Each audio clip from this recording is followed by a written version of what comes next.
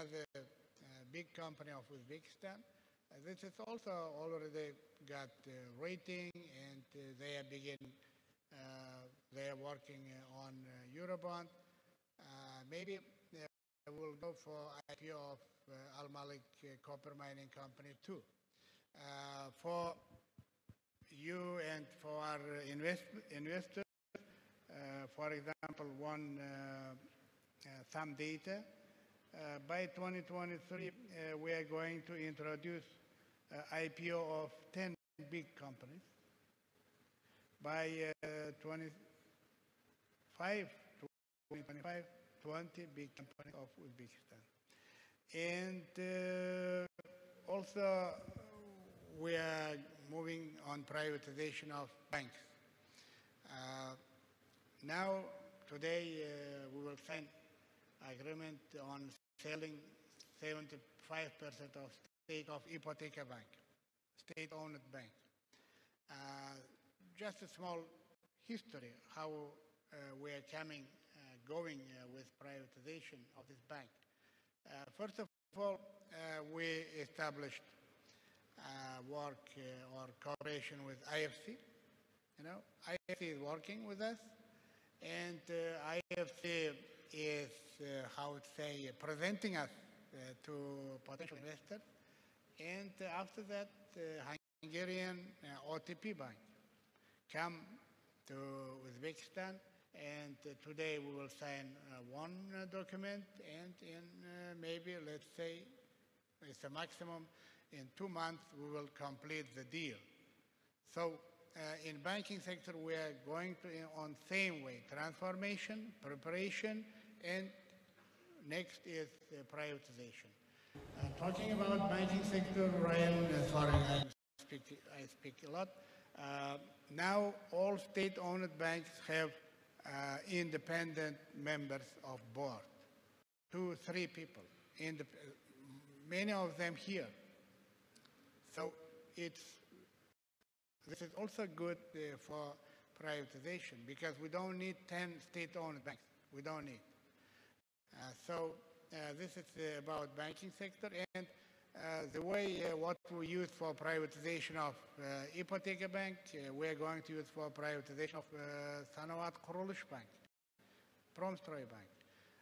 Just recently, we signed 75 million convertible loan of IFC to this bank, and hopefully ADB and EBRD also will do same by 50 million each. Hopefully very soon. They are hearing me. This will go in the same way. Privatization is one of the milestone of policy of our president. Thank you. Thank you very much, Anna. I'd love to get your thoughts on what you just heard there, and also specifically perhaps on privatizing the state-owned banks. I know that the IFIs, the World Bank, IFC, as the Deputy Prime Minister there mentioned, playing a big role in that. Are the banks ready? Thank you very much, Ryan. And it's fascinating to listen to everybody on this panel. I want to thank everyone. So when we look at the next generation of reforms, I think it's important to keep in mind the 2 very overarching goals that the government has set for Uzbekistan. One is to have poverty by 2026, and the other one is to become an upper middle income country by 2030. There are 2 areas that we think are work in progress that need to be part of the solution in terms of the reforms to pursue next. One is that the economy needs to continue to diversify. It's still today quite dependent on agriculture. So within agriculture, there can be diversification, but also the service sector could be larger. It's relatively small. The other one is around job creation. There have been an increase in jobs in the last few years for sure, but the unemployment rate is still quite high at about 10.5%. So we are just now finishing 2 reports that look at overarching binding constraints to these overarching goals. One is the country economic memorandum that we will be putting out shortly, which looks at Uzbekistan's progress transition, and it also compares to other countries that have gone through transition. And the other one is the systematic country diagnostic that also looks at the focus areas for the transition to be successful. So what can Uzbekistan do next? And I'll come to also the question around SOEs and state-owned banks. We see 4 important areas to focus for the next generation of reforms. First one has been talked about here a lot, which is to increase the role of the private sector. Here we see that the private sector needs to have access to enabling measurements to be able to be successful. There are 2 particular areas that we would like to work very closely with the government to provide more access by the private sector to, and that's land and its capital. Very important ingredients. The other one is to continue and accelerate the reform and restructuring of the state-owned enterprises, including state-owned banks. Here, the corporate governance measurements are very important, and Deputy Prime Minister mentioned some of the progress that's been made already, putting in place supervisory boards. So this is something to watch. We have seen across the region, and something we're monitoring very carefully, the level of non-performing loans here in Uzbekistan. They're still quite low, but that's something to watch, because when you look at the sustainability of the state-owned banks and the role for restructuring them, you want to look at the financial resilience and the financial stability. The second area is the role of the state, really, and this is something that also keeps coming up. Here we see a lot of opportunities for the role of the state to go from doer to enabler. So this is about having good regulations, again, making room for level playing fields between the public and the private, but also among the private. And thirdly, I was very interested in hearing the emphasis on human development. There has been increased spending on education, health, social sectors. What we find very interesting is that businesses say one of the main binding constraints to growth, job creation, and innovation is actually human capital constraints. So this is hugely important for Uzbekistan going forward. And finally, an area that's also very close to my heart is the natural resource endowment of this country. So here we hear a lot about opportunities for the growth to be more inclusive, but also more resilient and green. And we see a lot of opportunity already launching the renewable energy ambition. There's a goal of 25% of renewable energy in the mix. We think that's great. But there's also other areas to take advantage of technology, but also natural resource management more broadly when it comes to pollution, air quality, and water management. So those are the overarching areas we see for the next generation. And clearly, state-owned banks, state-owned enterprise reform is in the middle of it. I do appreciate it takes time. It has to be a thoughtful process. And there's a lot of experience from other countries that I know Uzbekistan is looking at to draw from. Thank you. Thank you very much. I just want to remind everyone that this is an inclusive conversation, so we would like to come to the floor soon for questions. So please identify yourself if you would like to ask a question, raise your hand so that we can get a microphone to you. While you're doing that, I'll ask another question, but please, we'd love to see some involvement. If you're online, send us questions through the chat box on the platform. And while you're thinking about your questions and we're getting microphones to you, 2 quick things. One, I should point out that we've been talking about privatization a lot, and there's actually going to be a panel discussion tomorrow at 10 a.m., a deep dive on privatization with the head of the State Asset Management Agency. That's at 10 a.m. time. I think it's here in Hall 1, if I'm not mistaken, so keep that in mind. And 2, Jim, while they're raising their hands, because I know everyone's racing to do that, I want to talk about investment very briefly. So you came up with the concept of BRICS, then Next 11, the next major emerging markets after the BRICS, including Indonesia, Mexico, Turkey, a country very close to Uzbekistan. What does it take for a country like Uzbekistan to graduate into that top tier of emerging markets? Can we spend the rest of the day? You got 60 seconds. Okay. This is 20 years in another month since the BRIC acronym. So it's very interesting for me to reflect. It's hard to answer your question. I could answer it in 15 seconds. It's hard. The only one of the 4 BRIC countries that has done better than we said is China. India's got close. Brazil and Russia have been a significant disappointment, particularly in the second decade. Of the next largest populated countries, mixed bag. Turkey hasn't really got where its potential suggests it could. has very powerful labor dynamics, as do some of the others. 3 other quick comments, given you only 60 seconds. It is interesting given where... You can have more time. Okay. Given where Uzbekistan is located, what is really interesting when I think about this from 40,000 feet, most of the countries in my lifetime that have succeeded significantly on development are in North Asia. Not all of them, but most of them. And Uzbekistan is quite close to them, or closer than most. The second thing is, it's actually easier if you focus on GDP per capita than size, because then you think more about your people. And actually, in any case, thinking about the BRICS and others, I think as you have more people, and the World Bank and the Fund would know that, it's more hard to do it. The only countries that have really succeeded in my lifetime in getting to the wealth of a wealthy European country is South Korea, probably the single most interesting country in the world on economic development since I was born, and increasingly a number of Eastern European countries. That's it. And so that's, I wouldn't focus on necessarily being in the headline of, you know, an acronym, but I think there are really, and I'll talk about this a bit later over lunch actually, I think there were 4 things. I loved hearing that about education. I would actually slightly disagree with some of the mood here about public debt, as has been demonstrated by this pandemic. It's what you spend the money on. If all of that rise in debt is about education, I'd say, well done.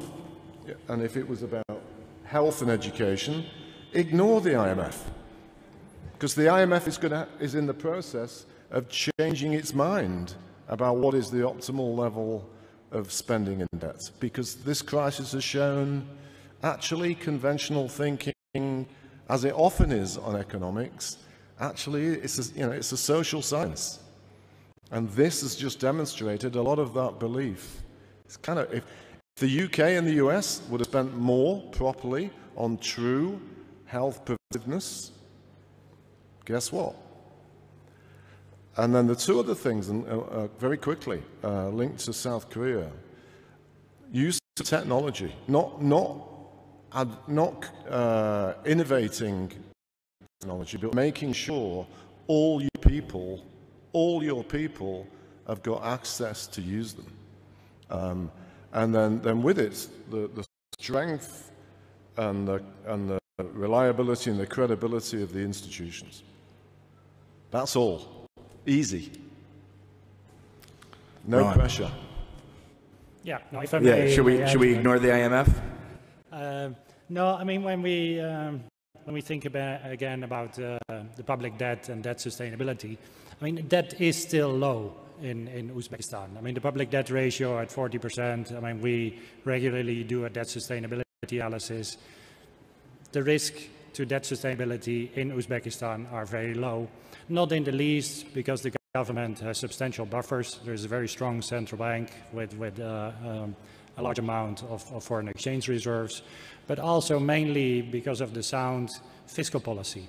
And yes, fiscal policy has been expansionary, has been supportive in response to the pandemic for the last 2 years, as it should be, as indeed also the IMF has been advocating, support lives and livelihoods. I mean, this is what has been happening across the world, and also what has been happening in Uzbekistan, and which also had the effect that Uzbekistan did record positive growth in 2020 as one of the few countries in the world, and is seeing a very strong rebound this year. But it's more that looking ahead, that it's crucial for Uzbekistan to maintain sound monetary and especially sound fiscal policies, which the government is committed to do. We are currently in the discussions about the budget for 2022, and provided that the pandemic passes, gets behind us, the government has the intention to gradually start with fiscal consolidation and to put the trend in public debt around again and put it on a downward path.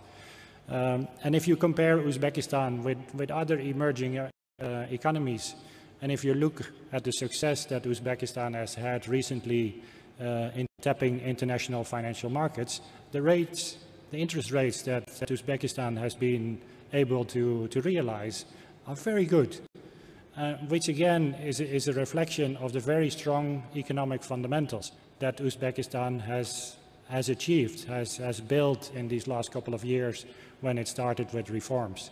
But again, looking ahead, as has been part of the discussion here, now it's to make sure that we get this very strong private sector response, get a private sector-led economic growth to achieve those goals of reaching $3,000 per capita GDP by 2030, which is possible. I mean, it requires a growth rate of about between 5 and 6% a year, which Uzbekistan has been realizing over the last couple of years, with the exception of 2020.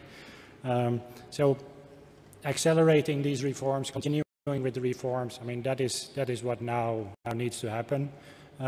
One quick comment on privatization. I mean, there's a large universe of state-owned enterprises. And for some, I agree with Eric, so you need to prepare well, see how the governance in these companies can improve, how they can be transformed to prepare them for privatization. Other ones, I mean, you can probably sell more quickly. Just do auctions, get rid of them, especially the smaller ones, get them in the hands of the private sector, and get the state out of the economy. But I think to realize that private sector-led growth, I think even more important than privatization is increasing competition, opening up markets. Most of the growth in employment will need to come from small and medium-sized enterprises. That is where the job creation is going to be. And so opening up markets, enhancing competition, ensuring strict adherence to the rule of law, good governance, that is what we also understand is what is going to be the key focus for the next 5 years. Thank you. Thank you. Mr. Chen, I want to come to you in a moment because we have a question from the audience, our online audience. But before that, I see Anna has a comment. Thank you. I just wanted to compliment Ron a little bit on debt. And the World Bank and IMF do annually undertake a debt sustainability assessment. And we recently have also done one for Uzbekistan, and we do find that overall debt is sustainable. I think it's important to see that it has indeed increased, but it is important to also note, as Jim said, why has it increased? It has increased in response to the pandemic, but it also has increased because this country has undergone a transformation in the last few years, and there's spending associated to those reforms, whether they're economic or social. So I think not all debt is bad. It's important to see whether the debt is generating benefits to the country. Now, another point I wanted to mention is, and these are conversations that we have been having with the authorities, and we're also seeing a lot of work in this in the Ministry of Finance, is the importance of debt management and debt transparency. So now all public debt transactions are actually disclosed in Uzbekistan, which is very good because it gives the full transparency of the debt. And also the debt ceiling that Mr. Kuchkarov mentioned is important because it's helping prioritize the public expenditures and where to actually mobilize the debt and what for. So I wanted to add to that because I think every country is looking at increased levels of debt right now, and it's important to see the quality of the debt that you're raising and what for. Thank you very much. A question from the audience. Everyone's also talking about climate change right now, green economy. Mr. Chen, where does, as the ADB looks at things, where does Uzbekistan fit into that conversation?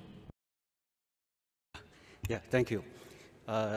Yeah, Uzbekistan is with the goal of the green growth. I think this is the strategy there. Climate change actually is the daunting task in the future in terms of aligning with the Paris Agreement. But here I just want to make the point that climate change actually, before we're talking about if we move to the development model of the climate change, maybe cause some reduce of the GDP growth. So this is some argument before. But now, according to analysis, and the ADB also has done a lot of study on it.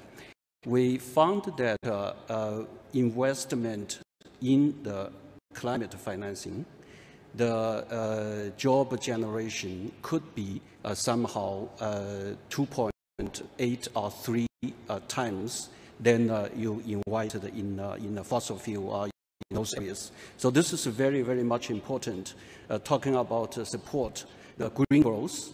Yeah, so it's not something like, okay, some developing members worry about. We work on that direction, maybe cause some reduce of the job opportunity. But actually, it's going to be enhance the job opportunity. So we need to realize this. For that, I think ADB closely work with Uzbekistan. We are exploring what's the exact way we are going to work on the climate change, work on the renewable energy, work on the energy efficiency, then that will also support the growth. So this is the point, I think, quite critical. Thank you. Mr. Guiliano. Thank you. I also would like to talk about the energy sector, which is also shows how the reforms are going on. And what we had 5 years ago is that the energy sector was totally owned by the government, and in all areas. And what is now? Over the last 2 years, first, the government opened the access to the generation to the private sector. And if you look at over the last 2 years, how the new electricity generation stations are coming, we see that 90% of them are private. So the private sector came to the generation. At the same time, 2/3 of that are renewables. So thanks to ADB, World Bank, and EBRD, European Bank for Development, that are supporting these deals, that the private sector, that mainly big private companies, foreign private companies, are coming to the generation. And why it is? Because Uzbekistan needs energy. We are talking about the green economy, but we need to understand that if we, as we want to increase the GDP, then we increase demand for the electricity as well, at least twice. And but it should be green. So one point, it should be green. Second is that where we want to reduce the consumption of electricity per GDP. And how we do that? We work with the World Bank, with the IDA, International Development Associations, and we have three big credit lines on increasing the industrial energy effectiveness, which means that we have special credit lines to the enterprises, and they substitute their old solid-style equipment with the modern, energy efficient, and smart equipment. And that's, we see already in chemical sector, for example, how it's improving. And third, which is also very important, we work with the reform of the energy sector as well. So we divided this big energy company, government energy company, into 3 parts. So generation now, it's mainly the private sector. As Mr. Kuchkarov told, we are talking about privatizing the existing power stations. And also we think we are reforming now the transmission line and distribution line. So that's only one example how we build the green economy. Thank you. Thank you very much, Vice Chairman. I'd like to give you an opportunity to talk about green climate, but also, you know, we heard the mention of renewables there. I guess part of that is obviously in Uzbekistan, solar power, 200 days of sun. Many of the people in the room want to know, you know, that those same 200 days of solar power also mean really good grapes and really good wine. So the question to you is, it's a little bit of a joke, but interesting nonetheless, when's an Uzbek Pinot Noir going to be more expensive than yours? That is, one can, if one wants to enter the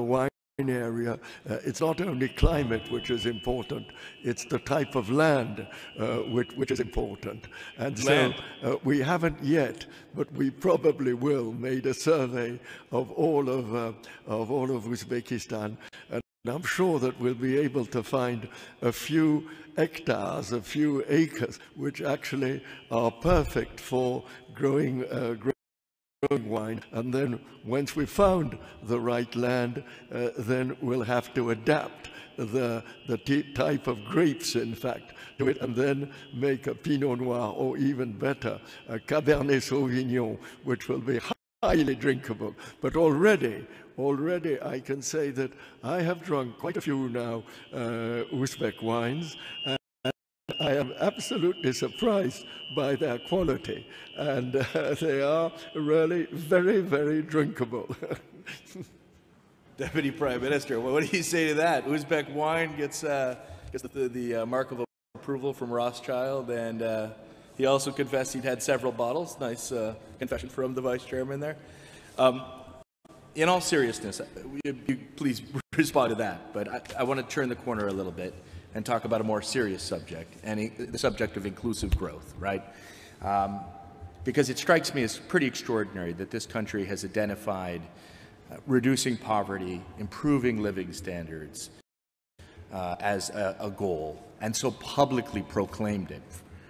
I can't think of any countries that actually have the words poverty reduction included in the name of their Ministry of Economy.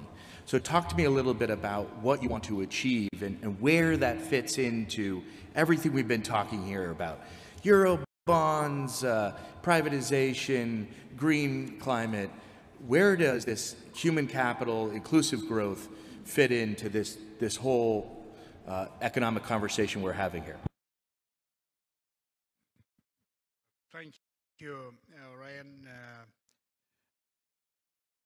Up to 2020, in Uzbekistan, we don't use words poor people. In his speech to the Parliament and Nation in early 2020, leader of the country, it's the first time in our history, said about poverty and announced that about around 12 to 15% of nation, and he set as a target, main target of our activities to reduce poverty. From this point, we changed the name of Minister of Economy, and if you read it, it sounds Minister of Economic Development and Poverty Reduction. So I would transform that as poverty reduction through economic development. So this is very logic. And all of our targets regarding to GDP per capita, Mr. O'Neill also mentioned about that, is direct way how to reduce poverty. Ryan, many people in this auditory know that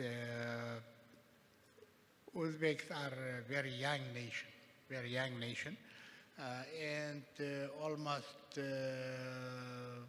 little bit less than 40% of the population under age of 20.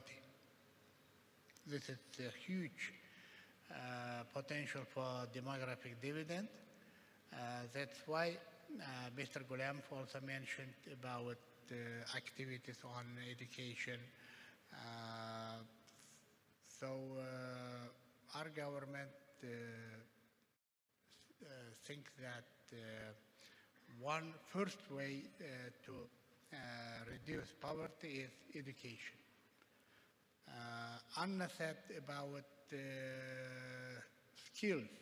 Lack of skills is one of the main problem of business. I agree with that. Skills is very important. In general, fundamentally, skills or educational level of Uzbekistan citizens are okay.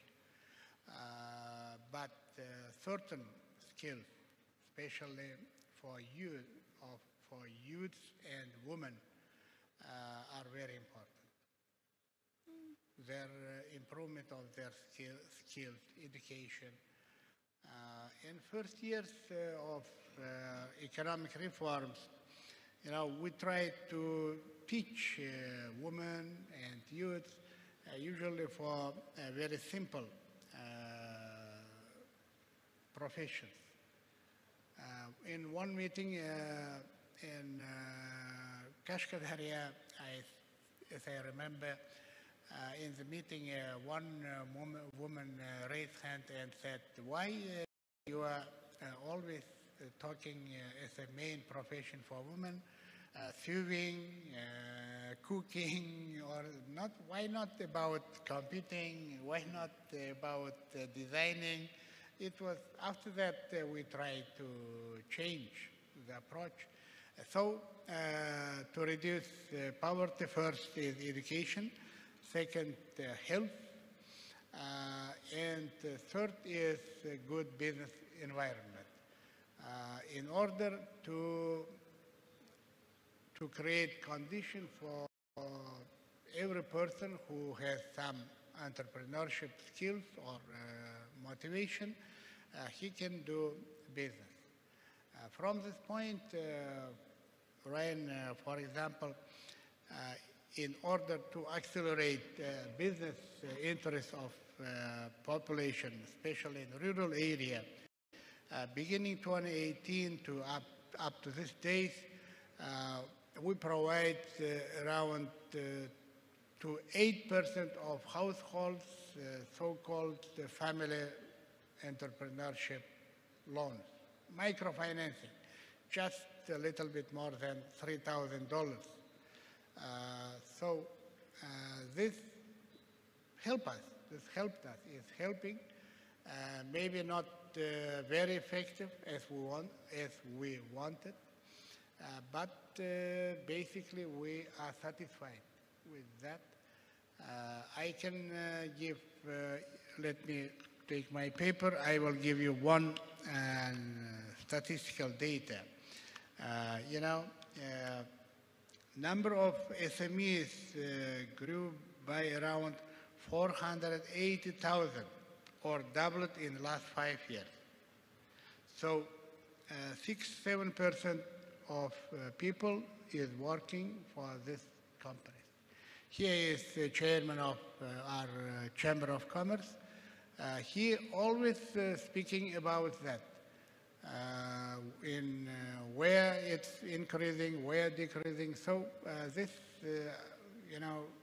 Ryan, we can talk a lot about how to reduce poverty, but I think this three main direction is much important task for us.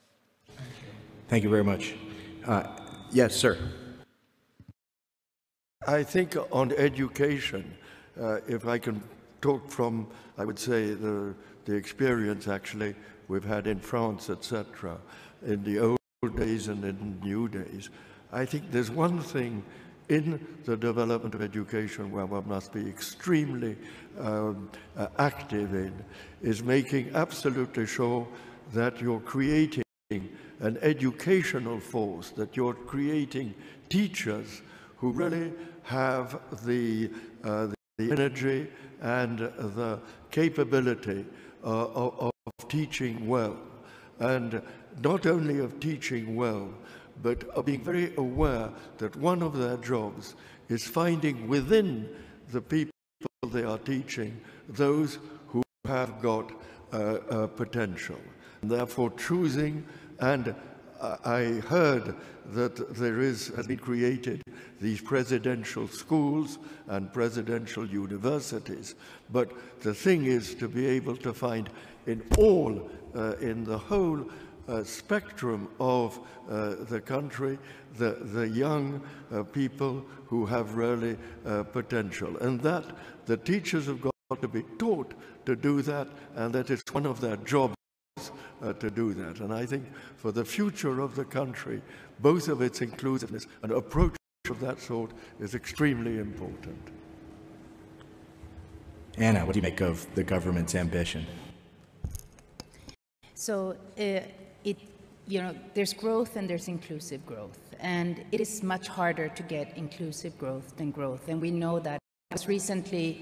I have actually been traveling a lot since May, and I was recently in a country where the growth numbers are incredible. They're 6, 7, 8% per year, but the unemployment level is not going down. So there's growth, but there's no dent on unemployment. And this is concerning.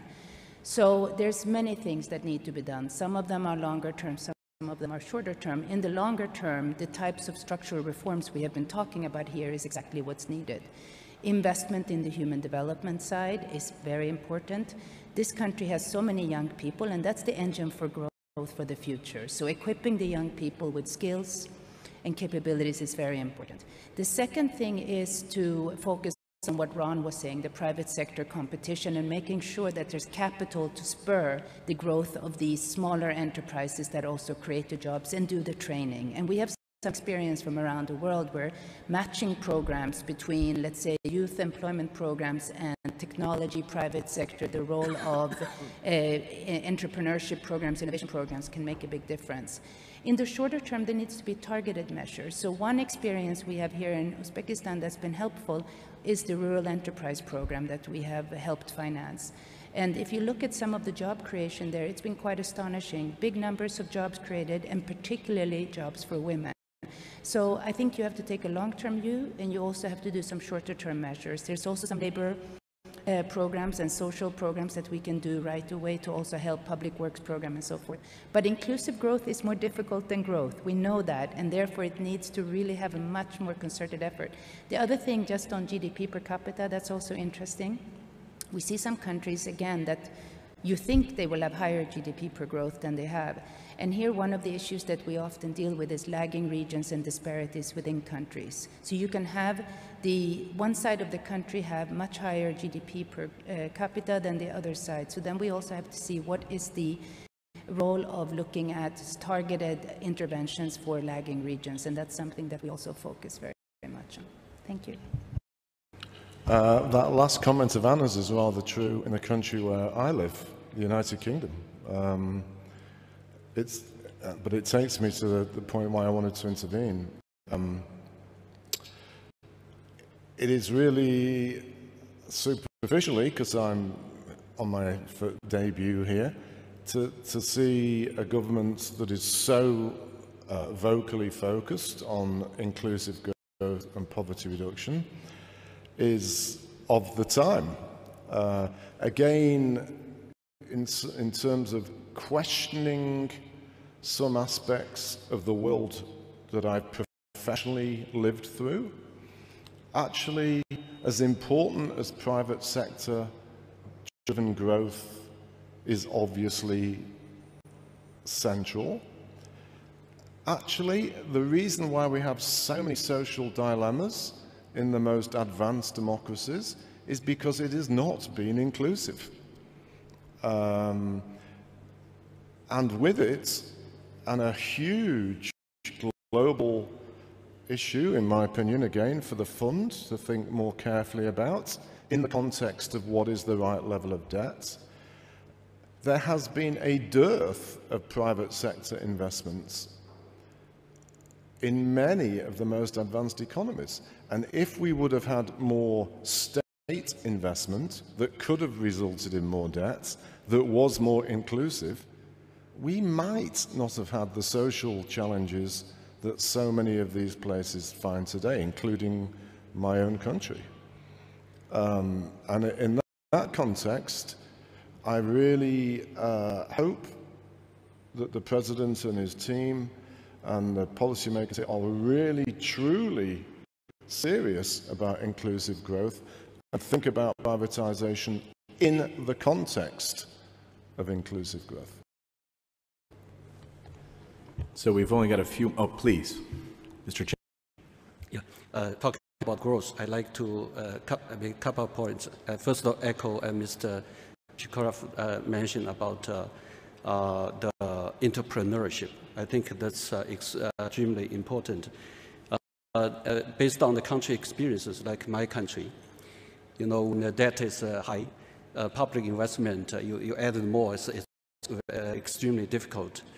private sector promotion also reached to some stage. But the entrepreneurship encourage everyone. You have skills, you have experiences, you graduate from a university, you just do your business entrepreneur. And for instance, if each one can open the 20-person firm, then you can see generally how much the jobs there. So this is the one key point I have to echo. Second is capital market.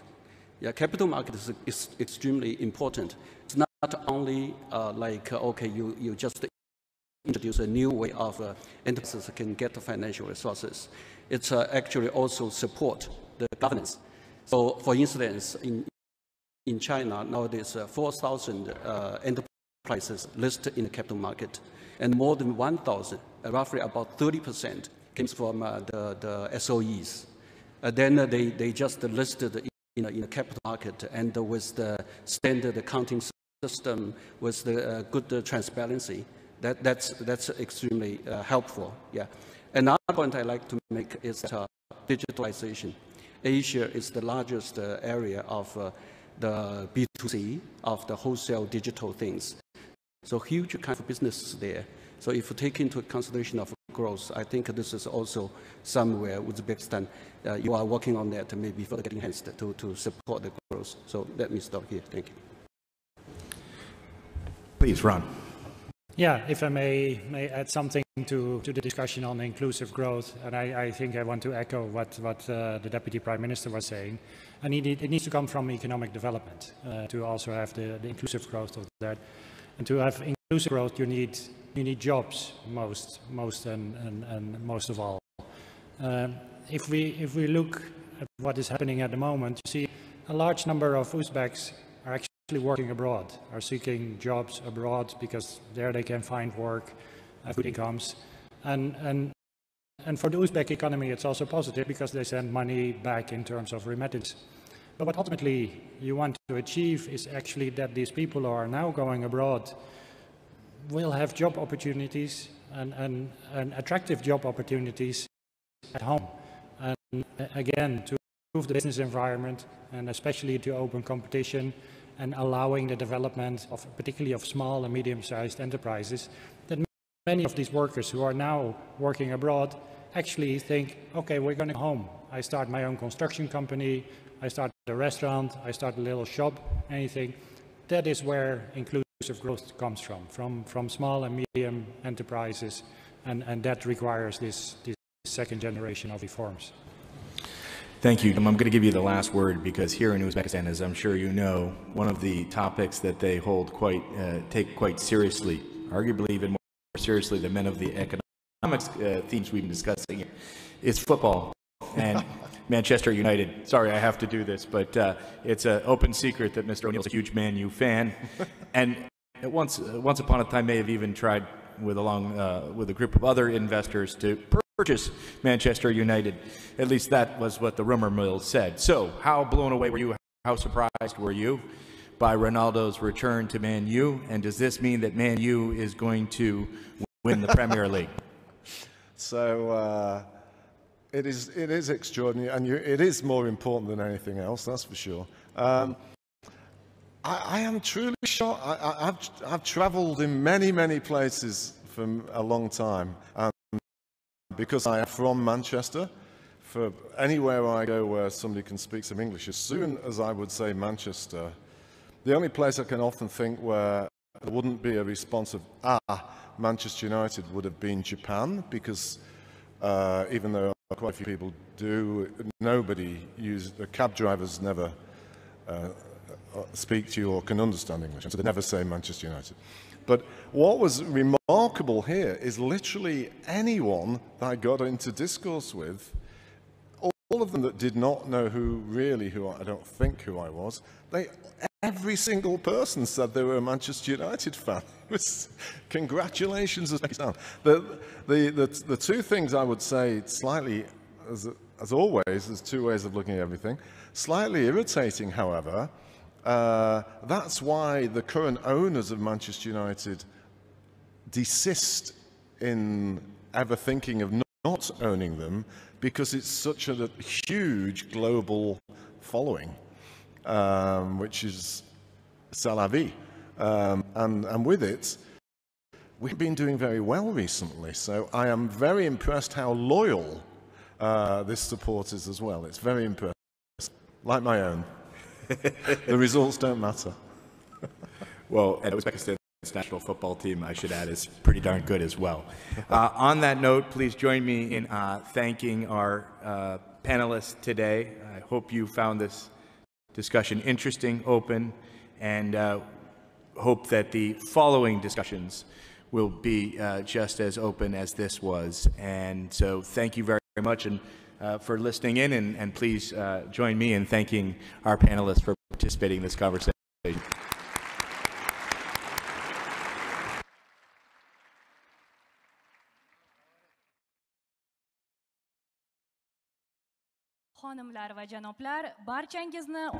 Ladies and gentlemen, we invite you to 15 minutes break. Tanaffusdan so'ng shu zalda iqtisodiy o'sish omillarini yaratish, eski va yangi qiyinchiliklar bilan dadil yuzlashish mavzusidagi sessiya bo'lib o'tadi.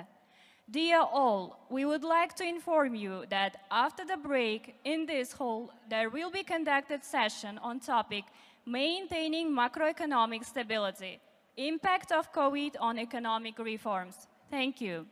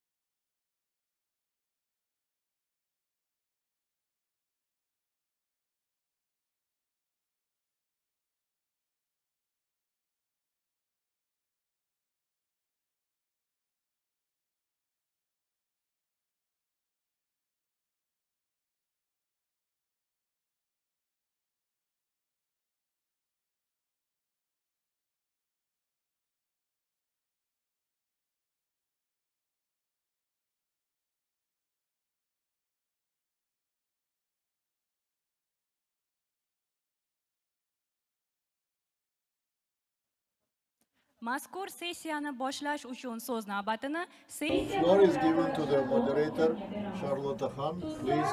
Session would kindly give the floor to the moderator of the session, Charlotte Khan.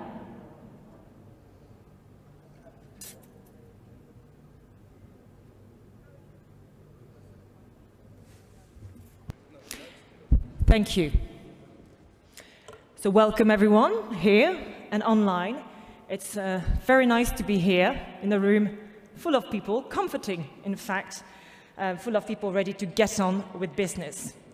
I'm delighted to be moderating a discussion on building momentum for growth, confronting old and new challenges. It's a fascinating topic on past and future accomplishments and a realistic look, hopefully, at the hurdles and opportunities ahead. On my first visit to Uzbekistan, I feel very privileged to discover a country full of rich and glorious history and culture. And I feel that I and you are also making history here today by taking part in the first economic forum of this kind ever to be organized by the country. And I would like to thank the organizers for working very hard to make sure that this is happening. And I'm sure my panel of distinguished experts share my excitement today.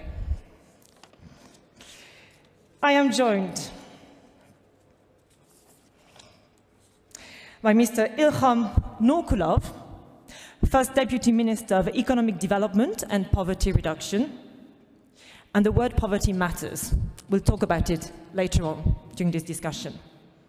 We're also joined by Ron van Roden, Mission Chief for Uzbekistan at IMF, Eric Livni, Regional Lead Economist, Central Asia at EBRD, and a very, very warm welcome to you to Uzbekistan. We'll discuss it later as well. Sandeep Mahajan is with us today. He's practice manager in the macroeconomic, trade and investment global practice for the ECA region at the World Bank. Martin Bloom is economist and ESG ambassador at Raiffeisen Bank International. And finally, joining us online from London is Eric Arispe, sovereign analyst at Fitch Ratings. But before we start our discussion, a little bit of housekeeping. We'll have enough time, hopefully, after the session to address some of the questions you may have. I also encourage our online audience to send us their queries of questions if they want to further the debate. Thanks, everyone, and let's get this conversation started. So, first, Deputy Minister, I'd like to start with you and take a very brief look at the past, because we've already mentioned some of the reforms of the past 5 years in the previous panel. So, tell us about the state of play today. Okay,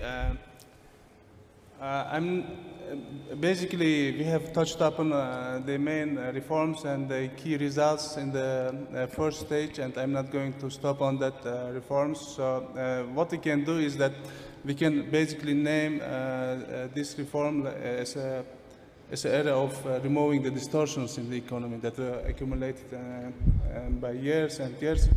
And as many economists in the previous panel, they formulated, now we are staying at the beginning of the next generation of the reforms, which is very important. And we have a very kind of ambitious goals in front of us. And so many of the economists, they already said that, you know, the 5 or 6%, and we are also aiming to achieve like around 7% annual growth for the next 5 years. And go to the group of the upper group of the middle income countries by 2030. And so what we can do is that, you know, to carry on with the reforms, and there are several reforms that I already mentioned today. And the first thing is that transitioning to green growth, and green growth is not something like that we are going to sound trendy, but it's a necessity of today, and it answers too many questions that the economy face today. The first thing is that increasing the productivity. The second thing, providing the energy sufficiency, and the next thing is that energy efficiency is also important. And these are the problems we can solve out through transitioning to green growth model. The next thing is that we are also touch upon, together with the macroeconomic stability and growth, is food security and inflation level. So the population is increasing, and we are also having a stable level of the income growth, and that requires increasing the supply, especially food supply in the economy. And from the demand side, we are seeing a stable growth in the demand, and also from the other side, we have a limited resource of the land and the water resource. So this also requires from us a green approach. So we are staying at this position, and what we can do is that we can learn and we can derive some lessons from the pandemic, and we can design the next stage of the reforms. And most of them, they were discussed in detail. So the green growth and investing in human capital. So Mr. Kuchkarov, Deputy Prime Minister, used the word demographic dividend. This is very important because we have very good potential to increase the demographic dividend. 55% of the population are young people, and investing in human capital will be a key factor to increase GDP in a simple way. We have a very good potential there. Digitalization, implementing the innovative technologies, agriculture sector, they will be the key areas of the reforms. And the next thing is that land reforms, non-urban and agricultural land reforms, this is also something that we are going to work in the second stage of the reforms, or the next generation of the reforms.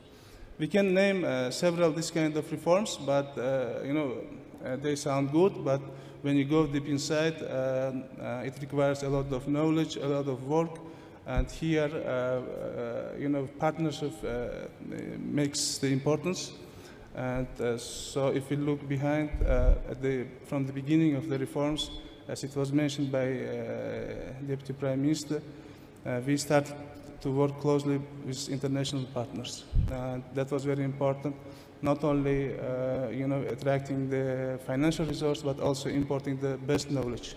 These institutions, they have a very good, international financial institutions, the development agencies, they have a very good source of knowledge based on the experience in different countries.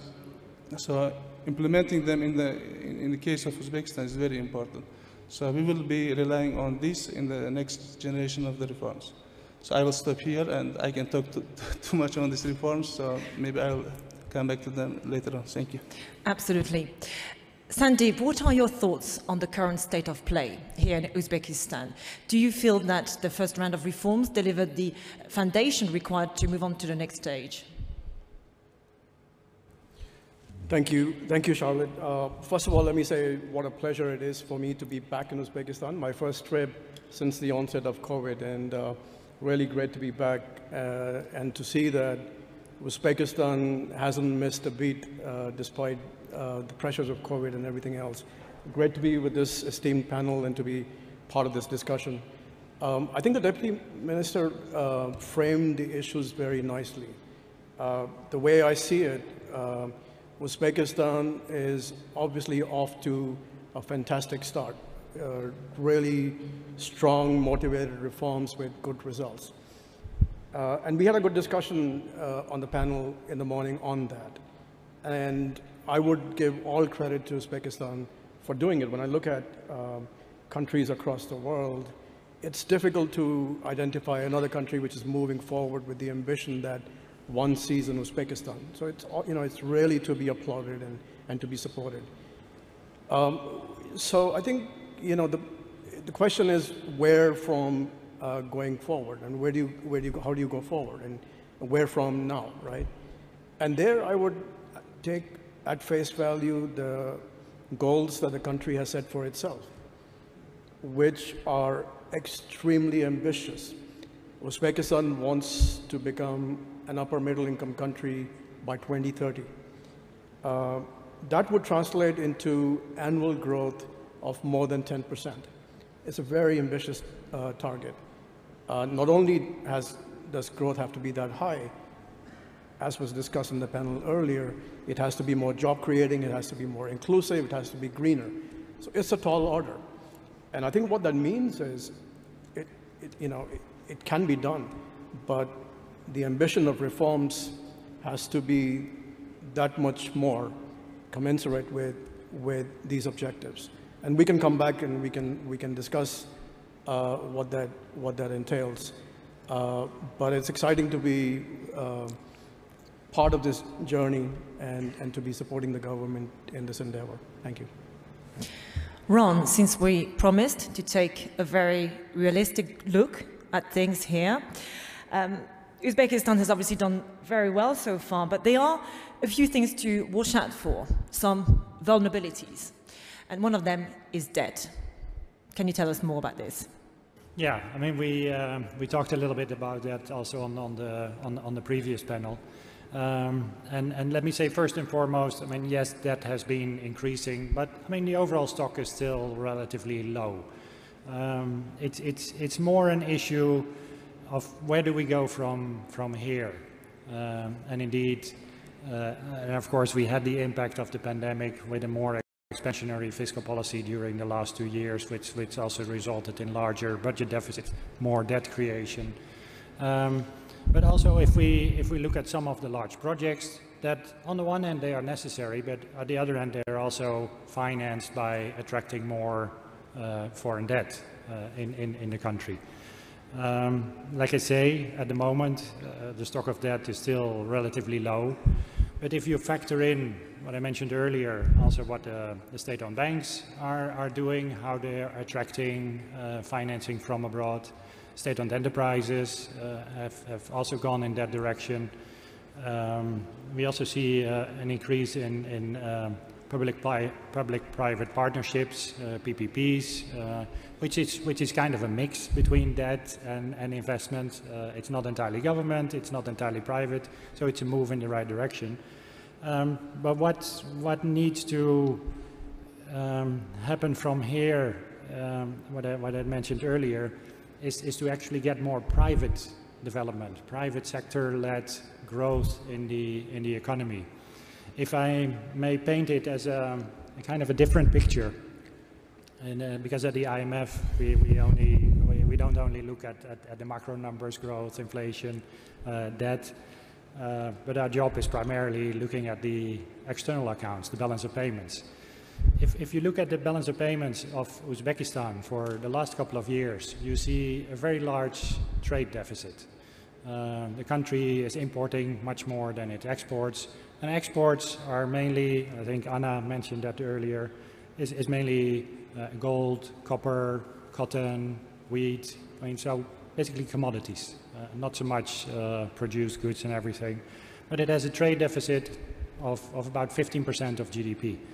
Part of that is financed by remittances. I mean, Uzbek workers not finding jobs here in Uzbekistan, going abroad to find attractive jobs somewhere else, in Russia, elsewhere, Kazakhstan. They send a lot of money home, which is good for Uzbekistan. So that accounts for about 10% of GDP. So you still have a current account deficit that needs to be financed of about 5–6% of GDP for the last couple of years.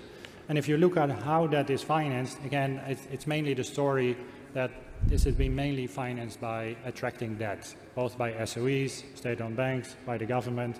And if you look at what FDI, foreign direct investment, has been in the country so far over these last couple of years, it's a few percent of GDP. That needs to change. So both in the structure of exports, I mean, to move away less commodities and more value added by having more factories, production, small enterprises here. And in terms of financing the current account deficit, getting more investment in. So again, what we talked about earlier, the second generation of reforms, getting more private sector activity, reducing the role of the state in the economy. That is what now needs to happen, because if you continue on the current road, then you get more and more debt, and eventually, I mean, as we have seen in many other countries, that is not going to be sustainable. Now the government is very much aware of this, and this is also government policy to make sure that debt remains sustainable.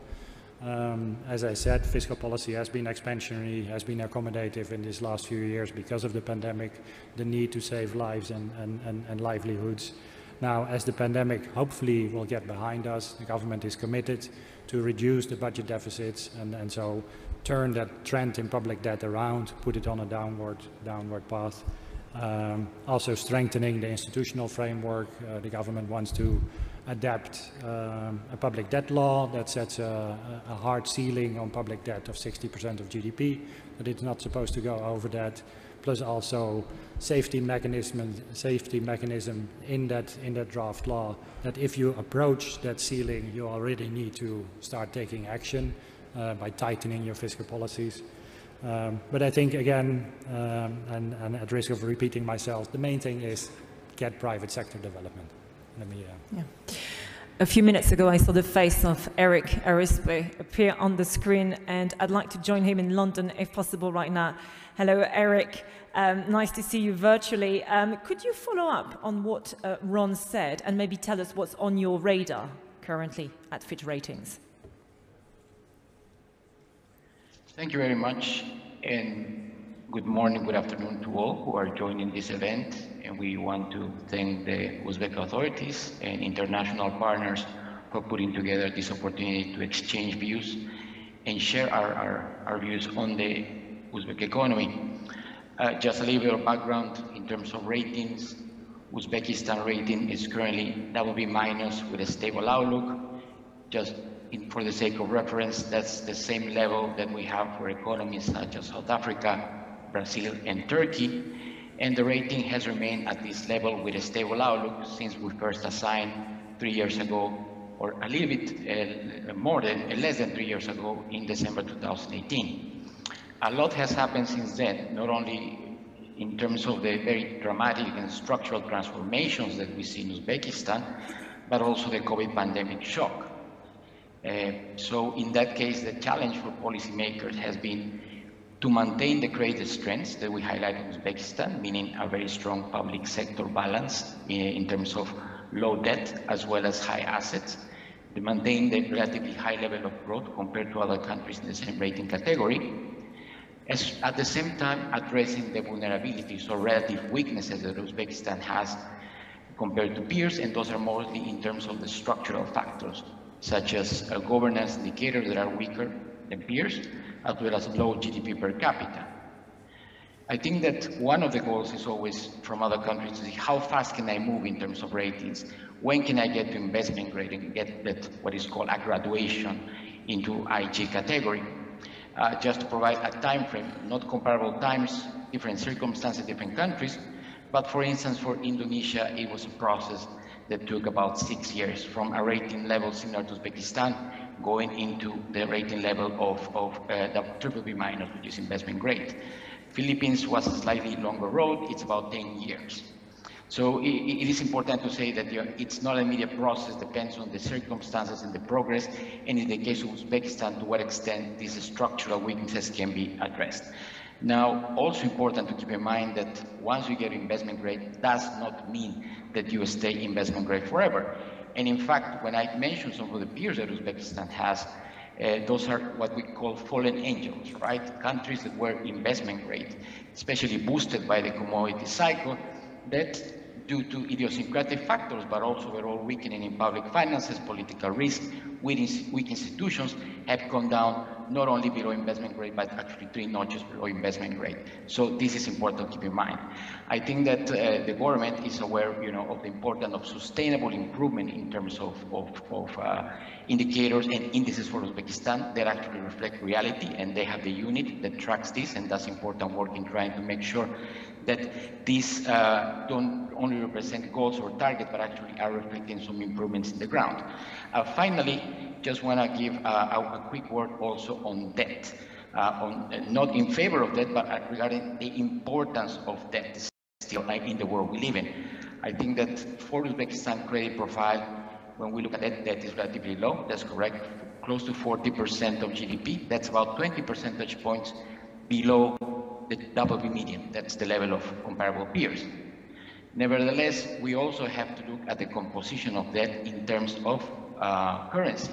And in the case of Uzbekistan, about 90% of that debt is denominated in foreign currency. So given the volatility that can be expected as advanced economies normalize their policy, this is a source of risk. Also echo the comments of Ron that we also have to look at the broader external indebtedness of the country. And in this case, we're looking at other entities entering external financing. They're also, at some point, given the experiences we've seen in the region as well, could face the risk of coming into the government balance sheet. I think that the government is aware, authorities are aware of these risks, and therefore have responsibly moved forward to try to establish some guidelines in terms of maximum borrowing annually, as well as introducing a debt ceiling in order to evade these risks and actually make any, not only rating improvements sustainable, but also the sustainable progress in terms of the path of reforms, increasing the share of the private sector while maintaining a strong public sector balance sheet. Thank you, Eric. Martin, Eric has just mentioned the private sector, and in fact you have recently conducted a survey with some top global institutional bond investors who invest or could invest in Uzbekistan, and overall the conclusion is that privatization is their #1 priority. Can you build up on this a little bit for us? Thank you. And first of all, again, I'd like to thank the Uzbek government for the invitation to speak at this very impressive conference. Secondly, to respond to the question, you've pretty much said the full survey results already, so I can't add anything. No, it was quite a short survey I conducted with large institutional investors, as Charlotte said, who invest or could invest in Uzbek fixed income in particular. We asked 3 questions. The first question related to their perception of what would boost long-term economic growth and achieve the government's reform goals. And there was a choice of 7 or 8 answers and an others box. And the #1 response in terms of frequency, bearing in mind investors could answer more than one category. The #1 response was corporate privatization, which to me was not totally surprising, especially because a lot of the investors have been involved in transition economies over the years and they know the power of privatization. But what surprised me a little bit more, but nevertheless I agree with it, the second most frequent response was product market liberalization. And that gets to the core of a lot of the issues which have been touched on this morning already. You need competition, and competition obviously allows the private sector to thrive, which is the other half of the economic reform coin, and also touches on what we just heard from Ron in terms of if you build up external debt, you want also the private sector to be involved and to have a productivity growth too, so the quality is important. And then the third most frequent response was banking sector privatization, which again is maybe not totally surprising, but the sequencing, or not the sequencing, but the ordering, I think is quite instructive. The privatization and competition or product market liberalization are well at the top of the list. Things which are a little bit more longer term, such as support for the digital economy, which clearly makes so much sense, digital infrastructure, was lower down the list. And I think perhaps it was a little bit how the question was phrased. Obviously, in terms of what can deliver results in the coming years, it is privatization. And privatization is important not just to lay the foundation for growth, but also sustainable growth from your perspective. Can you tell us a bit more about that? Yeah, I mean, this was touched on by the Deputy Economy Minister just now, and also in the previous panel. A lot of these people use the term, green and ESG quite, freely these days. But I think, when you look at Uzbekistan right now, the term ESG and privatization should be perhaps put together, or to band around an even sort of more fancy phrase, green privatization. And the important point there is not just to come up with a nonsensical phrase, but when you look at the pool of investors globally, money or capital or portfolio flows tend to be stickier when they're related to ESG topics, number one. Number two, when we talk to global investors, there's the highest demand for ESG-related assets in high yield and also EM, local currency. And again, there's a pool of, you get a bigger slice of the same pie if it is ESG related. What does ESG mean in practice? It would mean putting in place a set of key performance indicators, essentially not to be necessarily best in class, but more transition related in terms of perhaps key performance indicators on the environmental side, but also could relate to the social and governance side too. And I think in that respect, particularly where it's only a portion of a company which is privatized, you align the incentives of investors, stakeholders, and obviously you may get a stickier pool of capital. Okay. Now, Eric Livni, you have just arrived in Tashkent, and you are going to be here for the foreseeable future, I understand, so welcome. And interestingly, you come from Georgia, and Georgia is a country that has also rolled out a raft of very ambitious reforms, just like here in Uzbekistan, but maybe you're here to offer us a somewhat cautionary tale. So what can Uzbekistan learn from it? I mean, is there a chance that things will go a little bit too fast, too soon, and that something very important will be forgotten along the way, and that's people? Thank you so much, Charlotte. I'll take my headset off. Well, first of all, I came here from Georgia, indeed, but I moved positionally from Nur Sultan because the seat of the regional economist of the EBRD was shifted from Kazakhstan to Uzbekistan. And I think this speaks volumes as to the importance of Uzbekistan, let's say in the EBRD portfolio, but I think more broadly, its importance for the region and for the global community as such.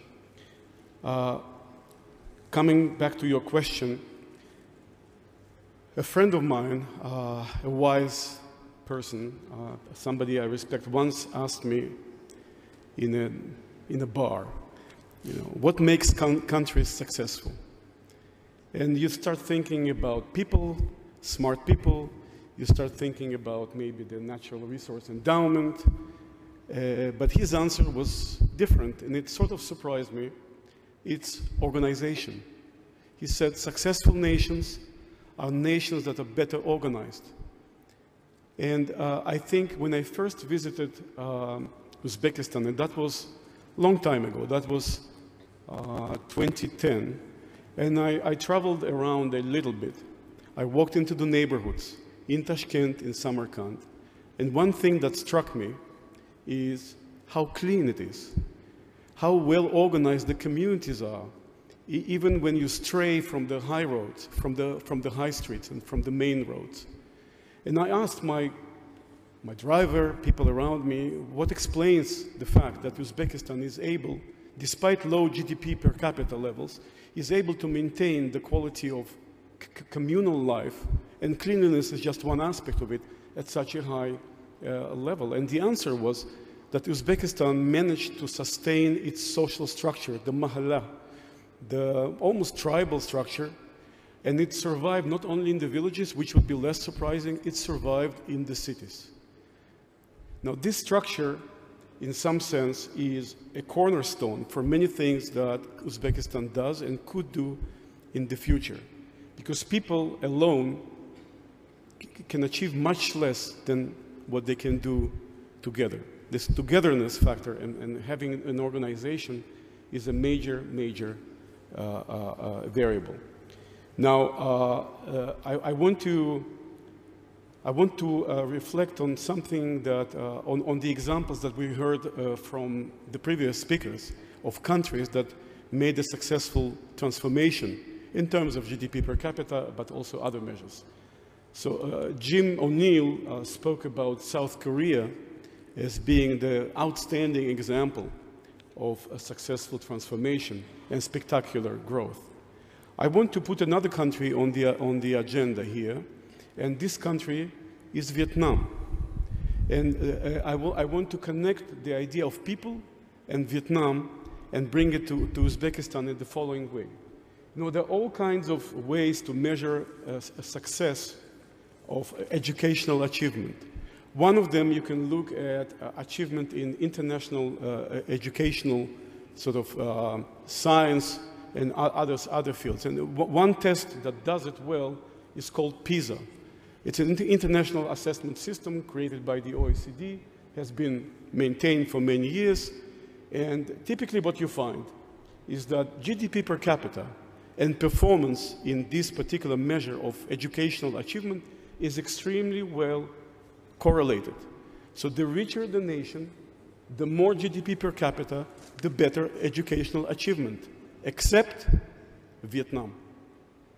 Vietnam is a huge outlier. So its GDP per capita is not that far from Uzbekistan or Georgia, another country where I used to live. It's not that far. It's maybe a little bit higher than what I heard today, 1.8 thousand. But in terms of educational achievement, Vietnam is all the way up, almost at the level of Singapore, maybe a little below, but almost at the level of the highest achieving countries in the world, such as Finland, Singapore, Hong Kong, certainly the level of China, which is not at the same level of GDP per capita. And you ask yourself the question, how Vietnam can achieve these levels of achievement? And the answer is organization. The answer is a fantastic organization of the educational sector, a great selection of teachers, placement of teachers through the country, in the periphery, smaller cities, villages, so that every child has a chance to acquire a proper education, and every teacher fights for the future of his or her child. Can I intervene if it's possible? Thanks. I want to reflect what are the other speakers they said, and especially we're talking in the context of Uzbekistan reforms. And as Eric said, how we are organized. So I want to talk about how we are organized in the macroeconomic policy running. So this is perhaps something that we have to also mention, because this is one of the achievements and one of the change that we can see during the last years. And you know, the macroeconomic policy coordination, this is very important. And the many issues that we are talking many issues that we are talking today, they didn't come out of, like out of sudden. Lots of debates and discussions are under them. The issue of privatization, the issue of external debt sustainability, and these kind of things. Let's use some technical word approach and put the question that Ron put, from the aspect of external balance. Or external debt sustainability.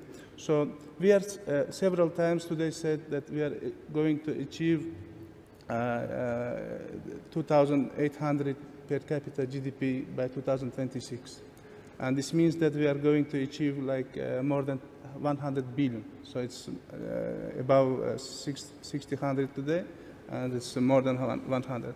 Someone can ask the question, so if the share of the imports today is around 35%, so when we achieve this level of the GDP and then imports, possibly they can go to the level of 50 billion. So how we will finance that, But at the same time, we mentioned, about the macroeconomic stability and macroeconomic coordination, and there is a strong consensus that we have to keep the stability, and the stability is, again, it showed its importance during the pandemic because we were resilient. We were able to keep the positive growth because we had the buffers. We were able to quickly mobilize the resource, and we were able to quickly take the necessary actions in order to fight against and minimize the consequence. And the stability is important, and we will be using the fiscal rules, and we will be disciplining us, in external borrowing. And the only sources how we can do this, to finance is foreign direct investment and increasing the exports. But how we can increase the exports? And we can come from the different side. So 6 or 7% annual growth. If you divide the GDP and you look from the industrial side, too many sectors they exhaust the source of the growth, such as like fossil fuels, or automobile industry, or mining sectors, the other mining sectors, and they have to be substituted, replaced by the new sectors like renewables. So they can be very good potential. Or let's look at the automobile sector. So government adopted a new degree on getting prepared to produce electric cars by 2026. And so another approach can be what, again, in the context of financing. So this is the SOE transformation, which will provide the efficiency and competitiveness, and the privatization, which will bring the investment. So this can serve as a tool. So there's lots of debate going on, and so most of the things that we are discussing, they have, like some strong analytical and fundamentals. So that's why we are coming with the idea that, the efficiency, productivity, and private sector development and private investment, foreign direct investment.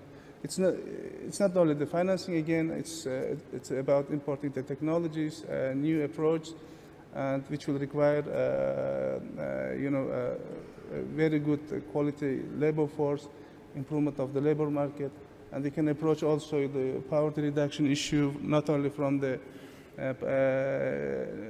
not only by touching upon the human capital development, but human capital development is also important for attracting the FDIs and being attractive for investors. Thank you. Sorry. First Deputy Minister, you used the word resilience. It's a word we're hearing a lot today as the world economy is still grappling with the pandemic and its impact.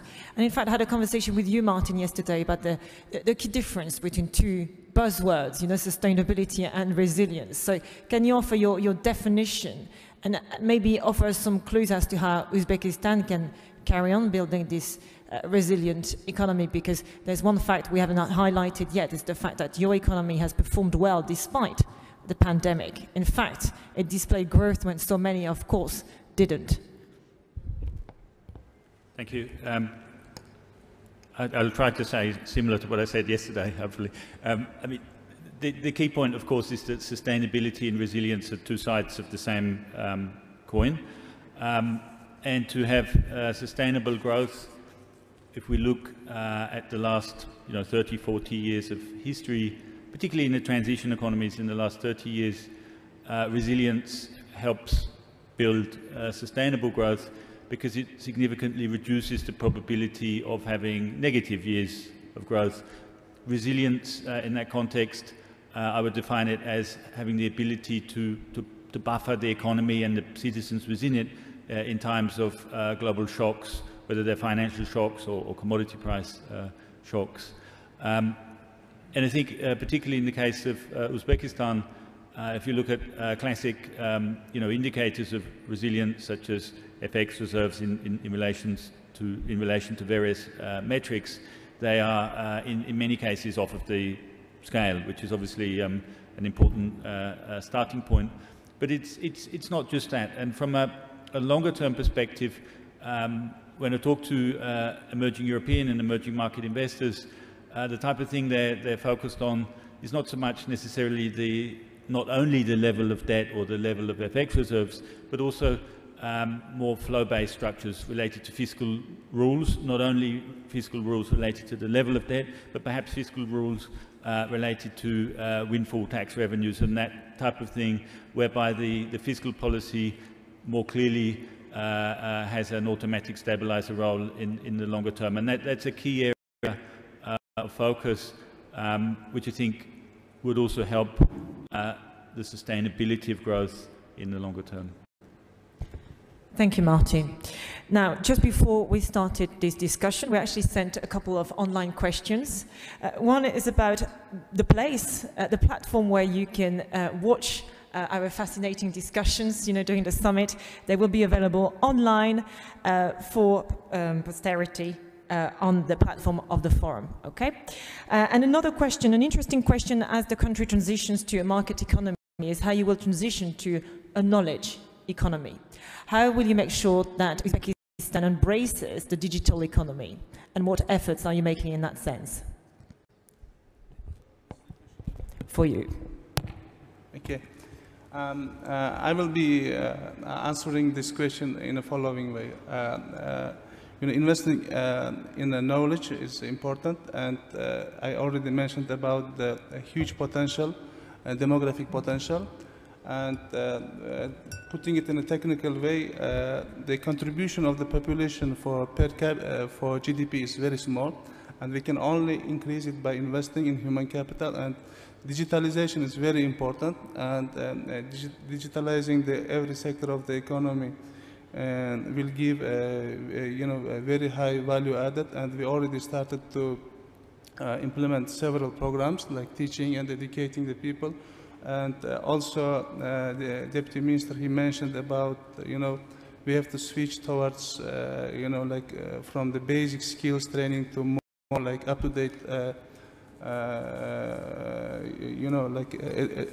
advanced and required or demanded skills such as computing, IT, and other areas. This is very important. And also, if I make a kind of addition to the question about the resilience, we spoke only in the economic context, and if we can derive the lesson from the pandemic, we can speak about the resilience in the context of social vulnerability as well, because one of the lessons from the pandemic was that the people in the informal sector of economy who are with small or less skills, very like a basic education, they suffered a lot. And this is the one thing that we have to address. And also, if the people, they are equipped with modern knowledge, and they can be flexible, especially when we encounter different sorts of shocks. So this is also important. And when we say investing in human capital, we take into account several issues. So, Sandeep, can you tell us a bit more about the country's endeavor to develop a digital economy and how it's equipping maybe its population to be ready for the challenges ahead? Yeah, no, thanks. So, digitalization, knowledge, these are inputs into an ecosystem of, an ecosystem of growth that's based on, innovation. So innovation needs several inputs. You need you need knowledge, but you also need an ecosystem where firms will want to use that knowledge, where they face competition, where they want to innovate, they want to advance the frontiers of in the way they're operating. In countries like Uzbekistan, you're not expecting cutting-edge R&D. You're expecting adaptation of knowledge that's already there, which is a great advantage to be at this point, because you want to catch up with, countries that are already ahead of you. But that catch-up is going to depend also on the competitive structures that you have in place. The firms have to be the center of innovation. Innovation has to happen at the firm level. And the firms have to have the capacity for that. They have to face the competitive pressures. They have to have managers who are competent, who are trained, who know how to do it, who can train it, who can tap into international knowledge networks and adapt it to the Uzbek context and turn it into economic growth. So that's going to be important. I want to just go back to something that Eric said, which is very important. And he mentioned Vietnam, and I lived in Vietnam for a few years, and I can completely attest to their great advancement in education and how they're performing, far ahead of what you would expect at the income level. Vietnam is a great example of transition economy. I mean, they've been transitioning for the last 30 years to great effect. One of the lessons that I took away from two lessons. One is a cautionary tale. One is a tale that is a good example. the good example for me is that the focus in Vietnam that I saw was not so much on reforms for the sake of reforms, but they were very focused on results. They knew exactly why they were doing reforms. They wanted employment, they wanted growth, they wanted exports, and they were very focused on those outcomes, right? And the reform process came together to get those outcomes. And that's important to keep in mind, that sometimes we get caught up in just the churning of reforms, but we forget, you know, that in the end it's about the outcomes. The cautionary tale for me in Vietnam was that, you know, there was a privatization effort that happened. But what we found in the end was that the private sector in Vietnam was less productive than the public sector. And that's because they didn't invest enough, or they haven't invested enough yet, in building the market institutions. So privatization alone is not enough, and I think this is a point that Martin made. It has to be accompanied with building market institutions, whether it's competition, whether it's contract enforcement, judicial services, so on and so forth, which I think is still a ripe agenda in Uzbekistan to carry forward. Eric, would you like to follow up on this? Yeah, a very short comment. I couldn't agree more. You know, we are working both with the competition agency here and with the SAMA, the state agency for management assets. So we basically have a view on both on competition and privatization. And I couldn't agree more. You know, when you privatize, you have to make sure that you are not creating private monopolies in the market. That would be, especially when you are not ready to regulate.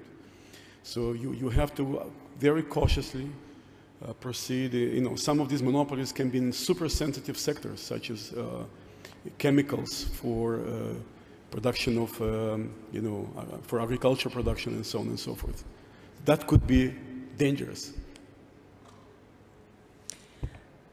I'd like now to comment on the fact that, First Deputy Minister, your role includes poverty reduction. And the fact that you named poverty means a lot, doesn't it? So I'd like to ask Ron and maybe Sandeep as well about your discussions with the government, and if you feel that there is an endeavor to name things, to acknowledge things. What can you tell us about that? Yeah, no, I think that was also what Deputy Prime Minister Kuchgerov mentioned this morning, that this economic, inclusive growth needs to come from economic development. And so in every discussions that we have on the structure of the government budget, it's not only looking at the headline numbers, what is the deficit, what is the tax revenues, what is the total spending, but also what is the composition of spending and the quality of spending. And particularly now, during these last 2 years, when the world, but also Uzbekistan, has been hit by the COVID pandemic, and to have an increased focus on healthcare, social assistance, expanding the social safety net, where the authorities have been working together with the ADB and the World Bank in particular, to make sure that people in need are getting the assistance that they need, be it in the form of healthcare or in social assistance. But again, in alleviating poverty, the key is creating jobs. And there, again, the key is creating a strong private sector. Now, I want to add two things to that, also responding to the earlier comments on resilience and organization, and also going a little bit back to the theme of this panel on macro policies, macro stability. Uzbekistan has proven to be resilient, during the pandemic, in part because it had strong institutions in the form of an independent, capable central bank, and also a strong Ministry of Finance that both put in place sound fiscal policies and sound monetary policies in the years prior to the pandemic, which actually had created buffers that would allow the authorities to respond very effectively when the pandemic hit by supporting people and businesses. And so in terms of organization, institutions are crucial. When we look at success stories across the world, countries that have strong institutions, not only a strong and independent central bank or a Ministry of Finance or Ministry of Economy, but also other institutions that are necessary for a well-functioning market economy, such as a strong and independent anti-monopoly committee to make sure that nobody abuses market power, which now we sometimes see is happening by state-owned enterprises who have certain privileges or advantages.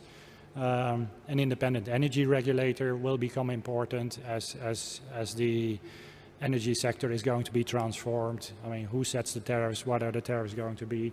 So that is an important element. And crucially also, rule of law. What is the judiciary? How does that function?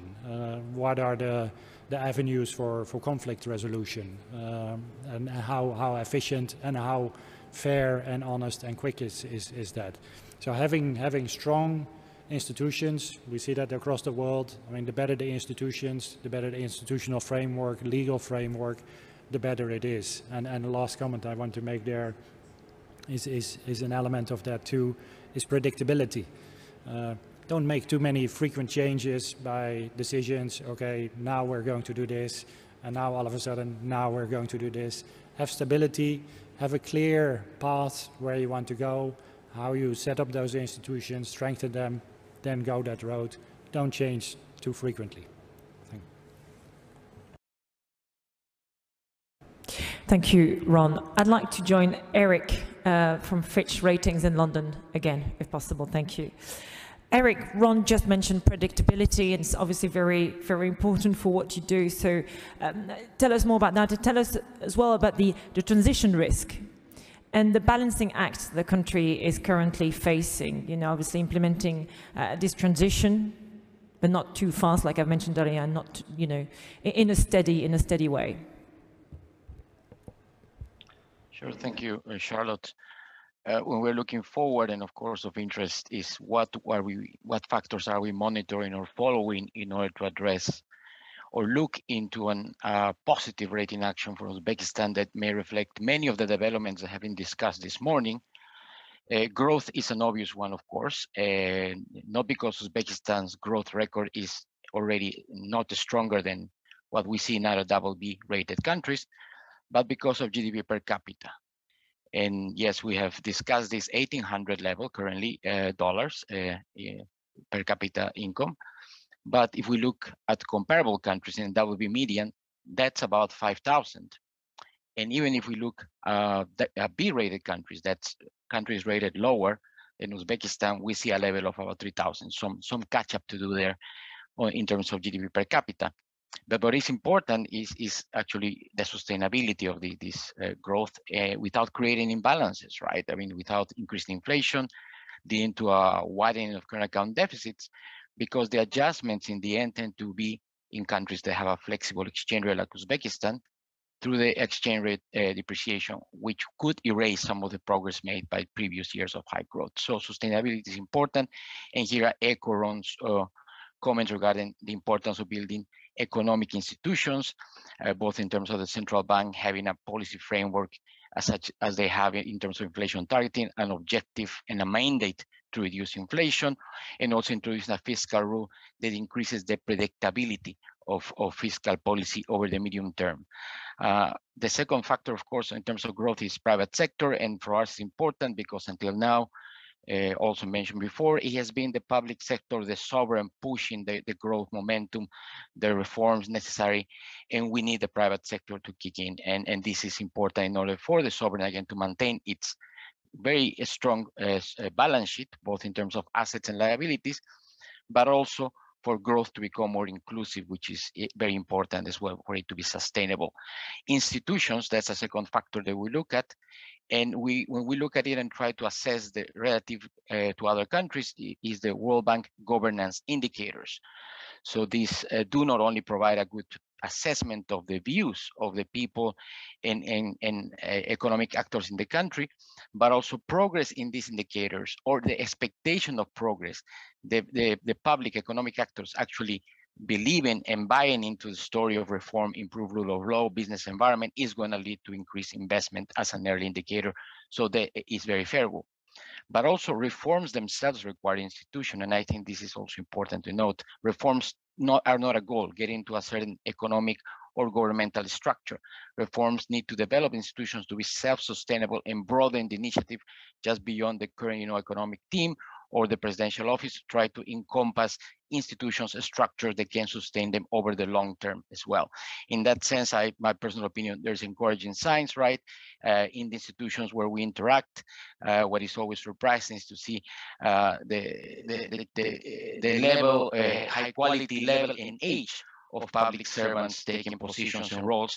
Of course, we have this diaspora of very gifted technical staff that has come back to Uzbekistan, but also we have seen the emergence of some homegrown talent. Still, the magnitude of the reform agenda is significant and still needs to be prioritized. I agree in that regard as well. But we see some signs that there may be some capacity building going on, although it may take some time. And finally, these strengths of Uzbekistan in terms of high reserves, low debt, fiscal savings, could strengthen further in the event of a commodity super cycle.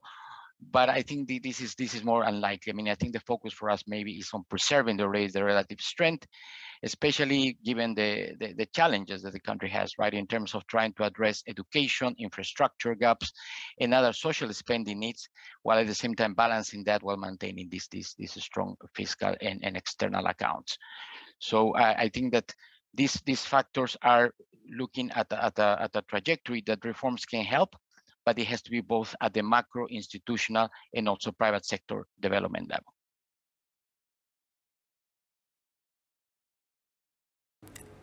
We have around 10 minutes left for questions from the audience, so please do not be shy.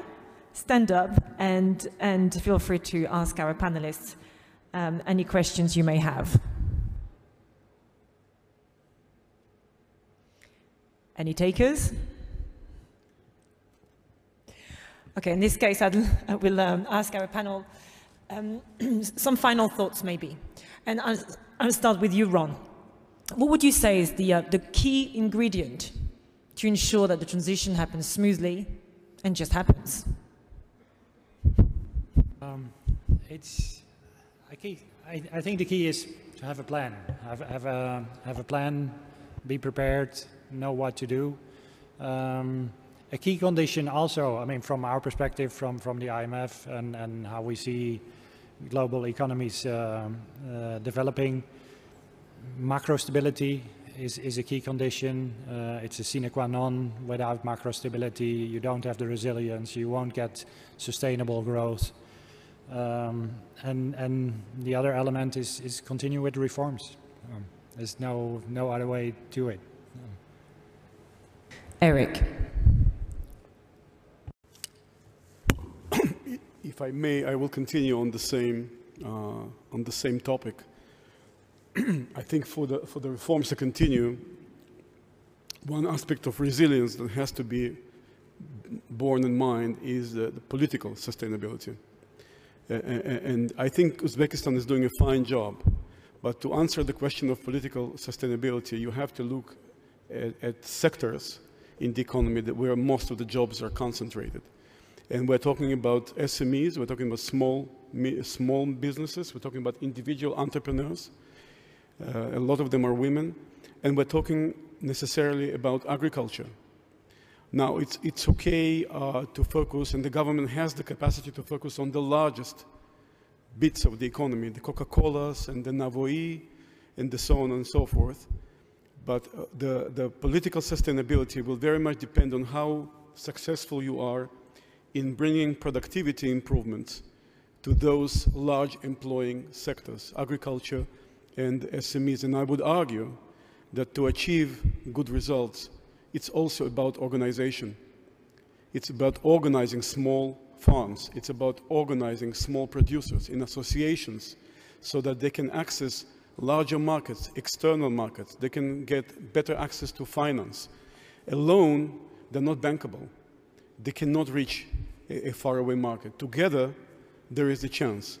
And there are other countries that have successfully, addressed this challenge, and I think when we look around, we can find the examples of that we want to follow. Thank you, Eric. Martin, SMEs, because they are the backbone of the economy, but also because they foster inclusion. Yeah, I mean, the simple answer is yes, I fully agree. I was actually going to touch on another topic apart from SMEs, partly because obviously most of the banking background is not super SME focused. I wanted to touch on one topic which is very important for longer term economic growth, which we haven't discussed so much today, and it's the development of local currency capital markets. It's a topic tomorrow, which I'll watch closely, but certainly from a bank perspective and an institutional investor perspective, this is something which would be extremely welcome. I know that the Finance Ministry has some plans from a medium-term perspective, but it loops back round to the sustainability of economic growth. It fits into the de-dollarization angle. It fits into the macro stability and resilience topic. And when we look at a lot of transition economies in the last 30 years, local currency capital market development has been key in financial market broadening and also key for growth. Thank you. Sandeep, your final thoughts. So I think pretty much along the lines of the other panelists, in the end, the transition and the reforms have to produce results. And the success of the transition is going to depend, in my view, on results in 4 areas. One is going to be to make sure that the private sector response is there. FDI is still low. Private sector response is still very in the initial stages. We need to see much more on that. The second is going to be on the role of the government. I think it's a fallacy to say less government. I don't think it's a question of the government has to play a complementary role to the private sector. It has an important role to play, but in niche areas. It has to be in the service of people, provide good public services, education, health, social protection, invest in market institutions to make sure that the environment for the private sector is there. The third area is going to be results for people. I mean, people have to see more opportunities. They have to take part in the opportunities that are created by the transition. More jobs. I think Ron mentioned the issue of jobs. That is going to be essential. Unemployment is still high. A strategy targeted that is going to be very important. And finally, I think outcomes on the environment. So far, the growth has come at the cost of natural resources, especially water management. Taking care of that is going to be extremely important to make sure that the transition process is successful. And first, Deputy Minister, to conclude with, I'd like to maybe invite you to reflect, of course, on what has been said during the discussion, but also maybe share with us your message to global investors and to the rest of the world.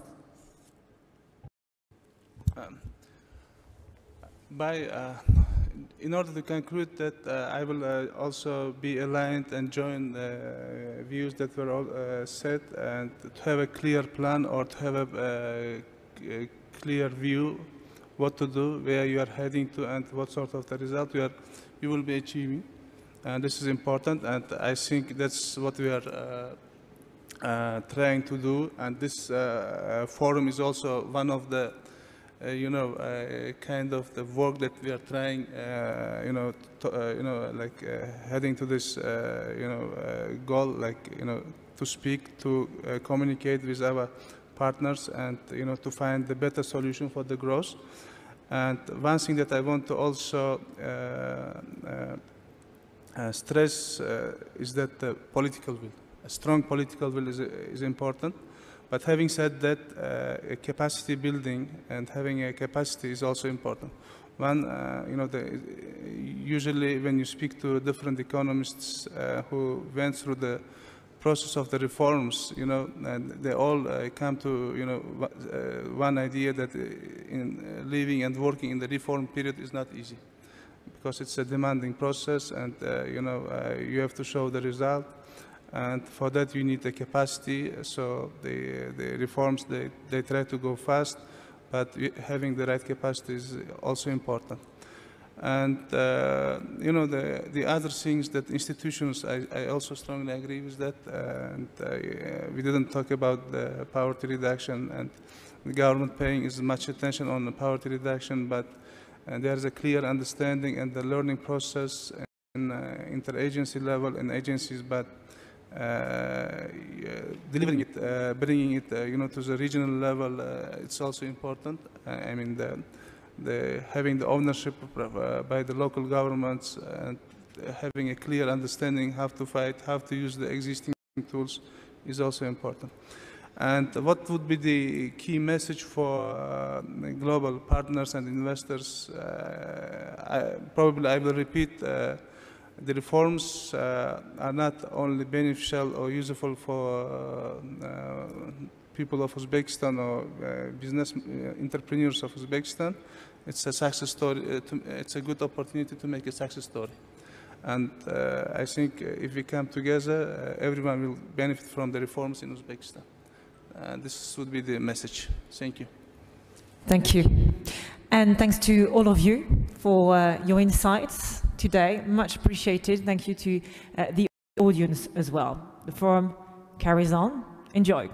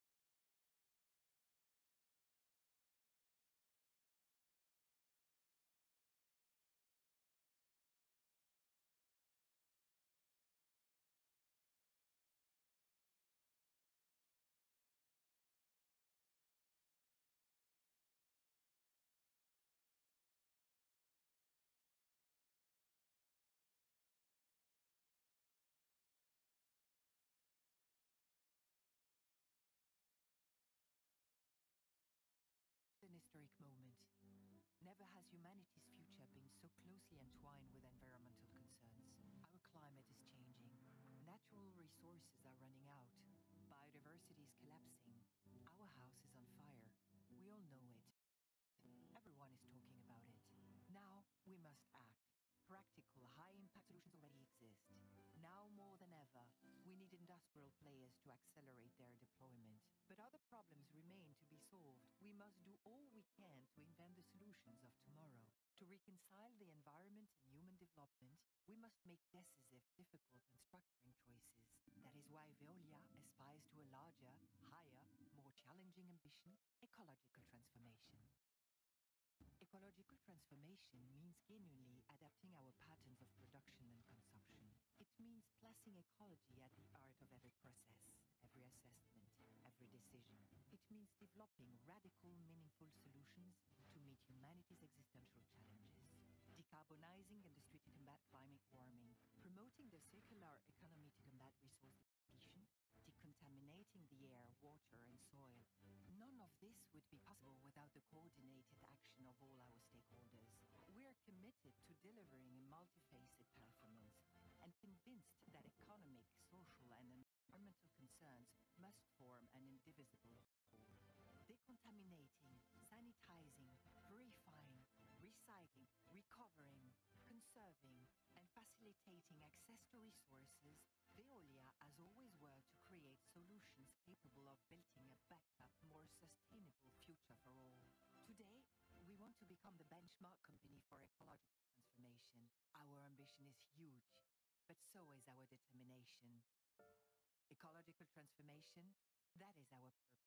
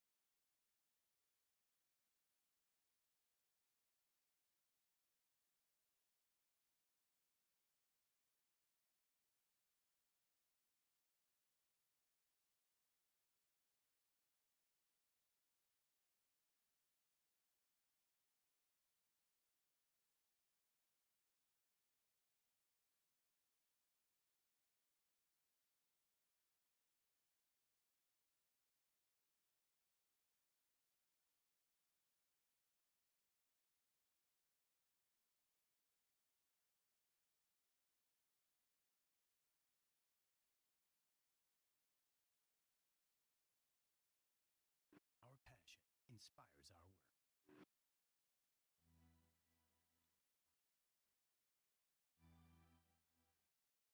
Языковая конфликта нам бесполезны, она нагладана.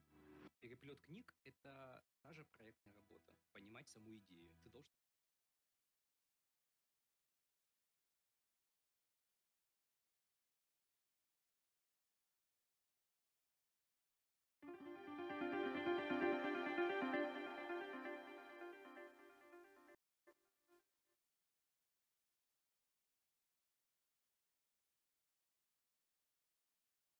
pretty sharp and dramatic change of the past 5 years. Okay, thank you, Jacopo, and thank you for having me join you. You have been working on Uzbekistan, as you said, since 1992, since the end of the Soviet Union. And Uzbekistan, faced tremendous problems with the dissolution of the Soviet Union, end of central planning, hyperinflation, and did pretty well to survive the 1990s, and enjoyed fairly steady growth in the 21st century. But I think there's always been a sense that it could have done better, that the increase in productivity in particular has been very, very slow, continuing to rely on the primary products like cotton and minerals, gold, more recently fruit and vegetable for their exports. And the really crucial, I think, misstep in all this was the introduction of foreign exchange controls in 1996, which led to a black market, which led to created tremendous inefficiency, but also incentives for corruption.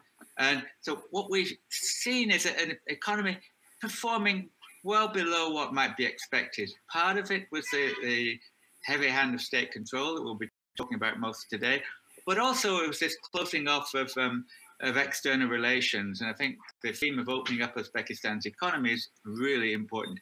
By far the most important reform of the last 5 years was the removal of foreign exchange controls and ending that disincentive for innovation and so on. We've also seen a very strong improvement of relations both with neighboring countries, which had become very, very negative, and interaction in the global level, things like accelerating accession negotiations to the World Trade Organization. I'm seeing this as very positive developments over the last 5 years, but still a long way to go on the more basic reforms that you've talked about, like privatization, financial sector reform, areas like this. So I'm really looking forward to hearing the contribution from the Deputy Prime Minister and from the Minister of Finance about the prospects for 2020s. Fantastic. Thank you, Professor Richard. Just a very brief follow-up question. Also considering the historic context of this reform process initiated in 2016, basically, were you surprised of the pace of the first round of reforms that were initiated? You mentioned the foreign exchange regime, the capital controls. Just up to 10 years ago, that was the norm. Even less, 5 years ago, that was the norm. We all remember those years, or at least those of us that have been there, where we have to go to the black market to change money, etc., etc. So were you surprised by the pace of the introduction of this first round of reforms? I think there was tremendous uncertainty about the succession to President Karimov, and President Mirziyoyev became president. He had been prime minister, so a little bit non quanta, but also a bit unknown what he would do under his own steam. I think what was really impressive was from the start, almost from day one, he was very energetic in building bridges with neighbors, particularly Tajikistan, Kazakhstan, attending international fora, and then within a year of becoming president, after the presidential election, you're removing the foreign exchange controls. Those were, I think, really big steps that were not obviously predictable. And so hopefully we're observing a very strong commitment to reforming the economy and adding to the competitiveness of the economy. Okay, thank you, Professor Pomfret. They tell me that everything should be ready now in Tashkent. So let's try to go back to Deputy Prime Minister Kuchkarov. Deputy Prime Minister, as I mentioned, this is not the first round of privatization that the country is trying to push through after independence in 1991. In the past, these programs they haven't been as transformative as expected. So why is this time going to be different? Mr. Tony, are you hearing me? Thank you. Very well. Mr. Tony, first of all, thank you very much for organizing this webinar. And as you said, and Professor Pomfret said, from the beginning of 2017 under leadership of Mr. Mirzioyev in Uzbekistan were taken a number of reforms. Some of them you and Professor mentioned. And if we turn to your question about timing or time for privatization, as you know, main privatization processes were began in late 2020. In October of last year, His Excellency signed a decree about the privatization of 20 businesses. I would say 10 businesses and 10 real estate.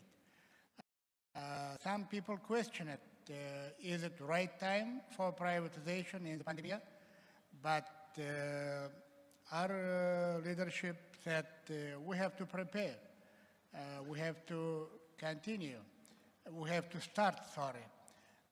And it was really right time because for the last, let's say 3 years, from 2017 to 2020, as you mentioned, and today in the forum, many participants mentioned it, there were done a number of reforms which are created general condition for privatization. So we began with small real estates, very small real estates, $10, $15 million cost. So by doing that, government want to show people and foreign investors that people openly can buy assets from the government and do business. This is very important because it was not usual, as you said, for in the previous time. So after that, we moved, and decision of President showed that it was right time. After October of last year, in February, were issued another presidential decree, and we began to privatize new list. And lastly, in July, we approved some other businesses, among them big businesses like power plants, fertilizer companies, etc. So it is going good, thanks to God, privatization, and we think time is good. And you mentioned Coca-Cola. It was almost more than $250 million. Very good deal. We are happy with that. We're thankful to new investor, to the Coca-Cola. And also during this year, we are going to close the deal with OTP Hungarian Bank on privatization of 75% stake of Ipoteka Bank. So this is ongoing, or sorry, I would say finalizing privatization projects. And hopefully, I would say definitely that's the right time for privatization.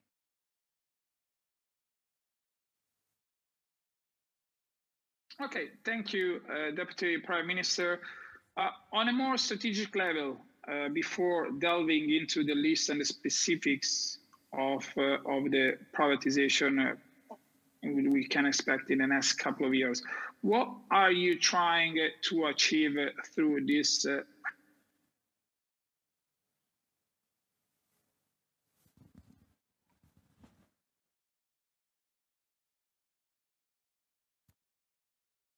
Mr. Dettoni, of course, privatization has not just one goal.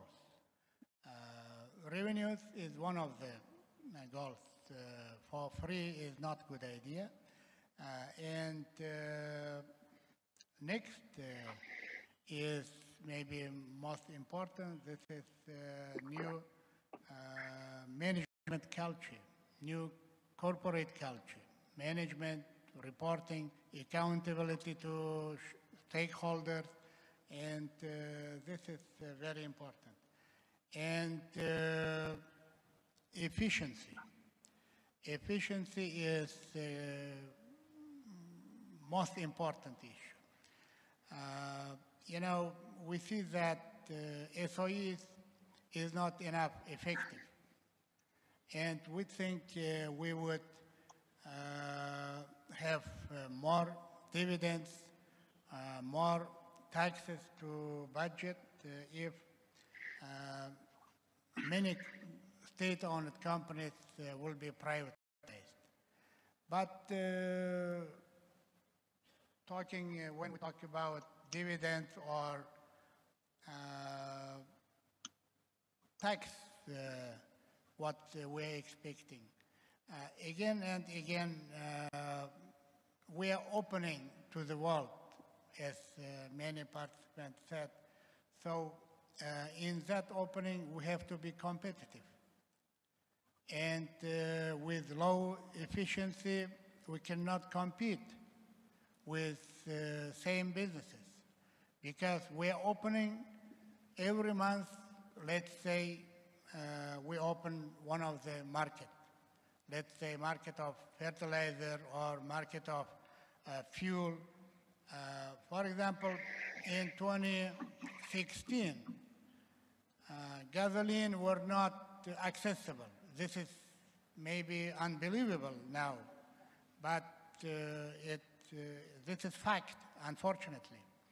And now everyone could import gasoline, and price is liberalized, market-oriented, market principles-based price.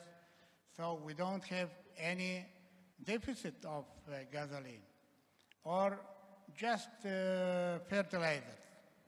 Some farmers would import fertilizers and some complicated, so-called complicated fertilizers from abroad, especially for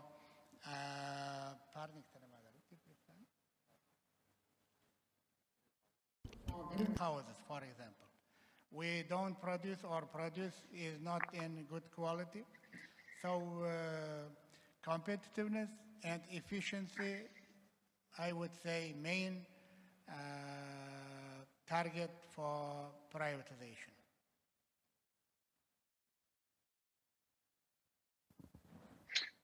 Okay, very insightful. Thank you, Deputy Prime Minister.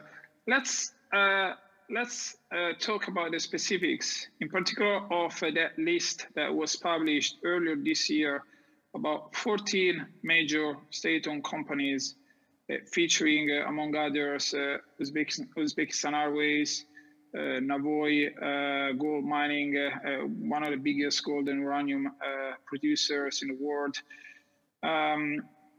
So you want to sell, privatize to some extent these companies through a public sale on the stock exchange.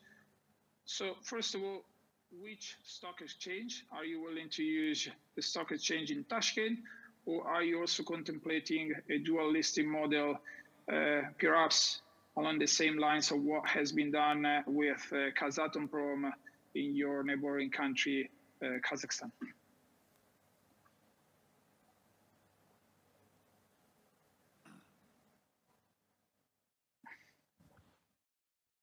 Mr. Dettoni, about the list of companies for privatization, I would like to clarify some points. I'm sorry, Mr. Dettoni. First of all, about Navoy Gold Mining Company. It's not going for privatization. And from now on, this uranium production and gold production is divided, because that company, so-called state company, now turned into three. So gold mining companies itself now under diagnostic of McKinsey. So we would like to introduce a new corporate culture in Nawawi Gold Mining Company, new management, new financial management system, new procurement system. So everything will be new. So there will be board and 3 independent members of board. So this is, I would say, transformation and preparation for IPO. And gold mining company will not be privatized. Maybe we will go for IPO for, let's say, 10 or 15%. I think not more than that. But final decision, of course, will be made by leadership of the country. And when I said about Nawawi Gold Mining Company, so I have to also mention some big companies like power plant companies who also will go for privatization. Many companies in fertilizers sector also will be privatized. And you know, you asked in what manner we are going to privatize. If you allow me, I will take my papers and will share with audience some numbers. For example, IPO and SPO for this year is planned only 2 companies. By 23, there will be hopefully 10 companies, listed companies. And at the same time, in 4 years, hopefully, we are going to have 30% of board members as independent members. And also foreign managers will come to companies. And during these 4 years, we are going to hire around 100 managers. I mean high managers. Some of them CEO, some of them CFO, will be 100 person who will manage SOEs. So what I mean, so this is the preparation for privatization or IPO.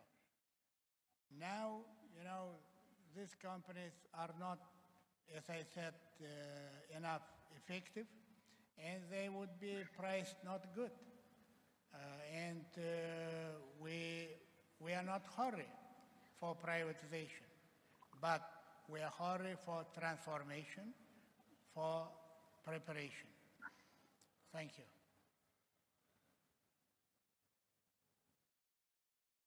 Okay, very clear. Thank you, Deputy Prime Minister. With regards to possible dual listings in Tashkent, and elsewhere, is this something that you're considering?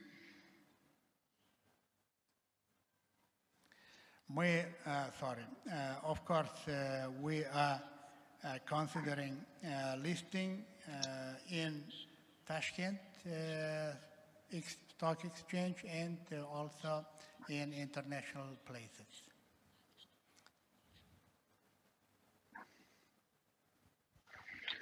Well, what is beyond the privatization process itself? What are you doing from a legislative and regulatory perspective to improve the governance of these companies? For example, I wonder, can foreign investors access audited annual reports in English to get all the information they need to make their decisions? You mentioned something about independent members of boards. So where do we stand there in terms of like having independent supervisory boards? And also, I guess it's important to understand also what is the market environment that possible investors will be facing if they decide to pull the trigger on such an operation, will they be able to compete domestically in a level playing field? And what are you doing to make sure that that happens?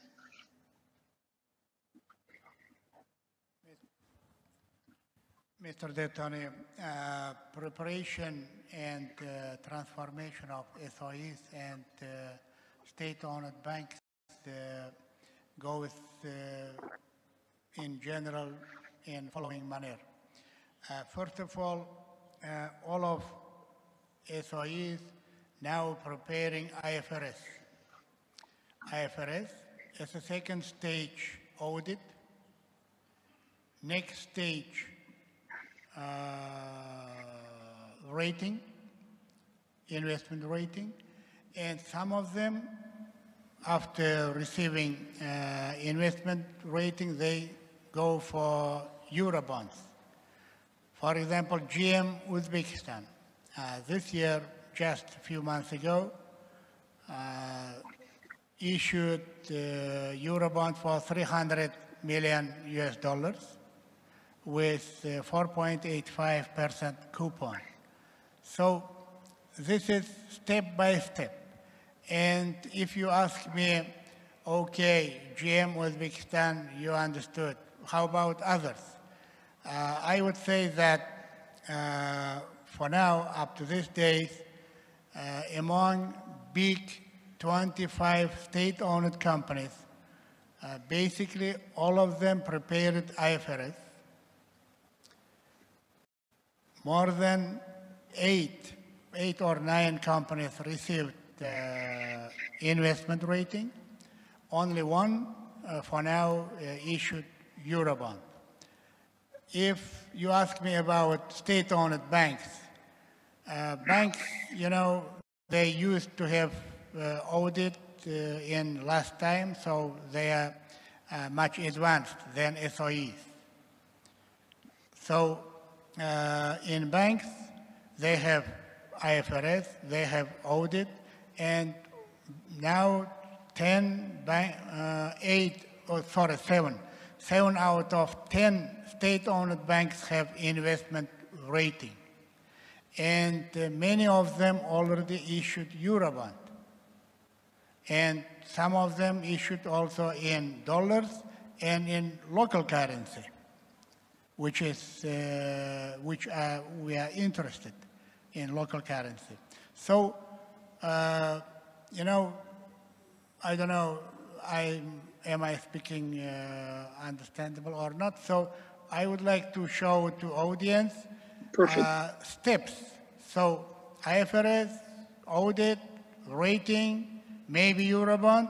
After that, IPO or privatization. And next point you mentioned about independent members. For example, Nawai Gold Mining Company already have independent members. All state-owned banks have independent members, 2, 3. And also main biggest 10, maybe even 12 state-owned companies, they have one of the leading consulting company for transformation. For example, GM Auto worked with BCG, or Nawai Gold Mining Company working with McKinsey. For example, Gold Mining Company for now works in 2 fields with McKinsey. One is general strategy for the company. Second is operational effectiveness. So, you know, not just there, I think we find out a good way when we do many things toward privatization or IPO with our partners. Also, IFIs is very good partner for privatization. When I said about privatization of Hypotheka Bank, in the morning panel discussion, I mentioned, sorry for repeating that,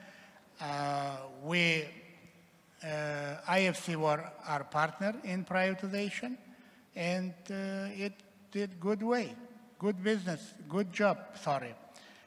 So now we have a result, and I hope in a few months, in 2 months, it's a maximum, hopefully we will finalize the deal with OTP Bank.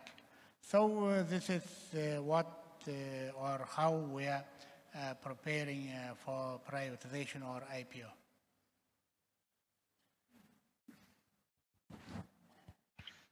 Okay, Deputy Prime Minister, let me wrap up this conversation with a very final question that would demand a very punctual answer.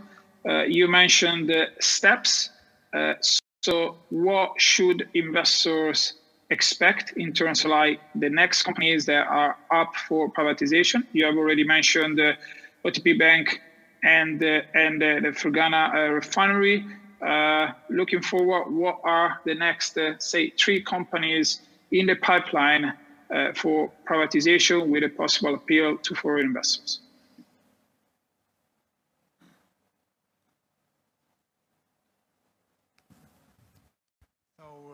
If you ask about 3 companies, first of all, Fergana oil refinery company is in the process of privatization.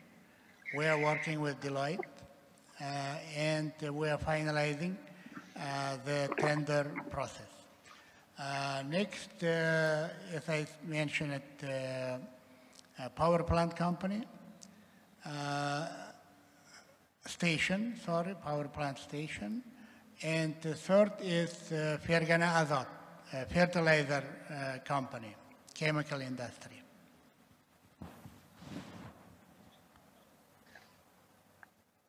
You had already mentioned the first 2. Give me just another name.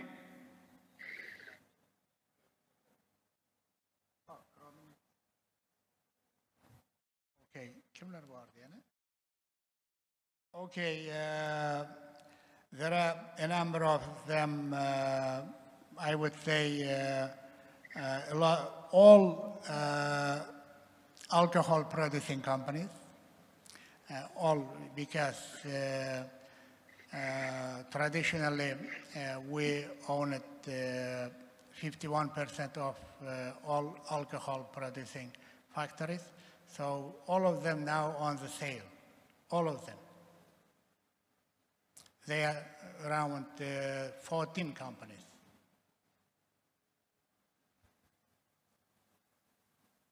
Okay, thank you very much, Deputy Prime Minister. Before moving on to the panel discussion, we have a question right on this list, and so I would like to address this question right away. It goes back to Navoi mining.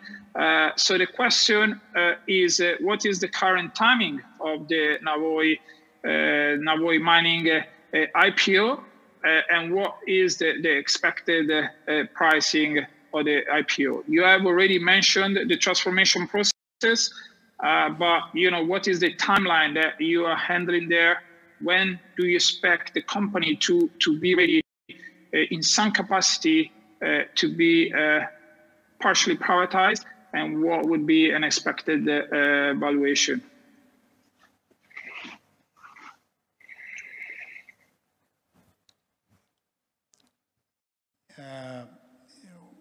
Due to pandemic, our plans a little bit changed, but with hope in 2024, is the maximum will be IPO. About the price, I cannot tell that. I don't know yet. As more as possible. We don't know yet. This is the biggest company of Uzbekistan. More than $5 billion US dollars revenue, annual revenue. And I don't know, Mr. Detoni. I cannot tell that. Thank you. Okay, well, I guess it will also depend on market circumstances, but we at least we have a timeline 2024. So thank you also for this detail, Deputy Prime Minister Kuchkarov. So let me now move on to our other guests that will help us give a bit more of a perspective into this privatization program by the Uzbek government. We have already heard Professor Richard Pomfret, and we have also, I think that's something that was definitely worth emphasizing in the speech, in some of the answers from the Deputy Prime Minister, was the push by the government to hire quite a number of international managers and executives to bring in international expertise, international talent, or also draw from the kind of quite numerous diaspora Uzbek professionals working abroad. I personally am lucky enough to know quite a few of them that decided to go back to their country and contribute to their reform process. But definitely one of the highest profile figure and personalities that is now working very closely to the president with regards to designing and engineering and advising on the reform program is Sir Suma Chakrabarti. Many of you may know Sir Suma spent 8 years at the helm of the European Bank for Reconstruction and Development, and during those years, particularly in 2017, the bank reopened its office in Tashkent after a hiatus of about 7 years. So, Suma, you decided to take an advisory role to President Mirziyoyev just a few months after the end of your second term as EBRD president.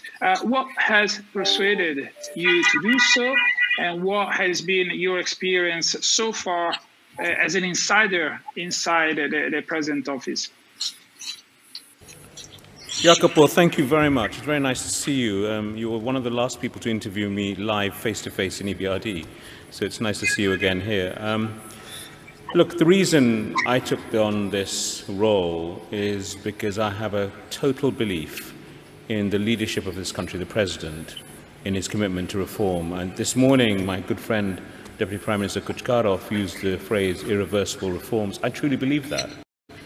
Now, when I started working here with EBRD when we came back in 2017, the jury was out as to whether this was really going to happen.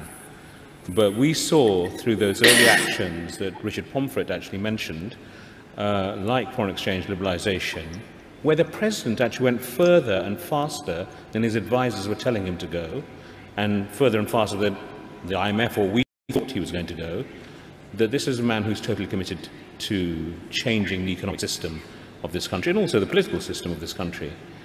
So I think it was a decision based very much on a commitment to support a country which I believe has been a sleeping giant in the region, but possibly also globally, really now make a rapid leap forward. And what I have seen, due in no small part to the President, but also to the guys on my left here, who work on the macroeconomic side, is, I think, an enormous success so far. I put it, I used to work for Tony Blair, so I like his sound bites. A lot done, a lot more to do. And there is a lot more to do, and you've heard about some of the issues. I think the macroeconomic side is going very well, actually. I think there a lot of improvements have been made. We can argue about how much debt they should take on and so on, GDP rebasing, but broadly, I think the trajectory is set fair. It's now really the supply side of the economy, the microeconomic side, that needs pushing ahead. And that's why I think this year with privatization, as you mentioned, as the Prime Minister mentioned, I think that's a major part of the agenda going forward. I've been advising in 3 areas. One is the economic strategy side. Happy to talk more about that if you ask me, including privatization. But I've also been looking at public administration and about the communications and branding of this country. I think actually one issue that hasn't yet been discussed in this forum, and I hope will be today and tomorrow, is in my view the need for major radical surgery to public administration. Because I think that is going to be the biggest hold-up to making market reform work. It isn't about the guys, you know, to my left and others in the cabinet who really want reforming the economy, but getting decisions made, getting decisions implemented in the right way. That is, and you know, if you talk to any foreign investor, you'll find the same. The difficulty of navigating across the Uzbekistan public administration, that is the sort of thing that really needs solving as well. So we shouldn't just work, we of course must work on economic reform, but we also need to work on institutional reform as well. And this panel was about growth, and you know, normally in the old-fashioned growth models, it's capital plus labor plus R, and R is usually about institutions. It's the quality of institutions that really needs to improve as well as part of the process of modernization here. And that is something I think the President understands, and that's also why I and others are giving him advice in that area too.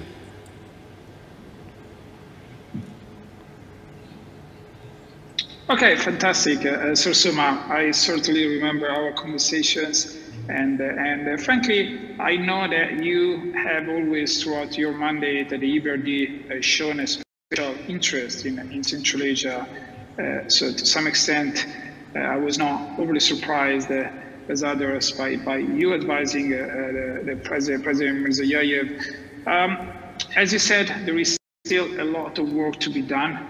I think that in this particular moment in time, there is so much work to be done that maybe it's challenging. A challenge is to how to prioritize which reform goes first.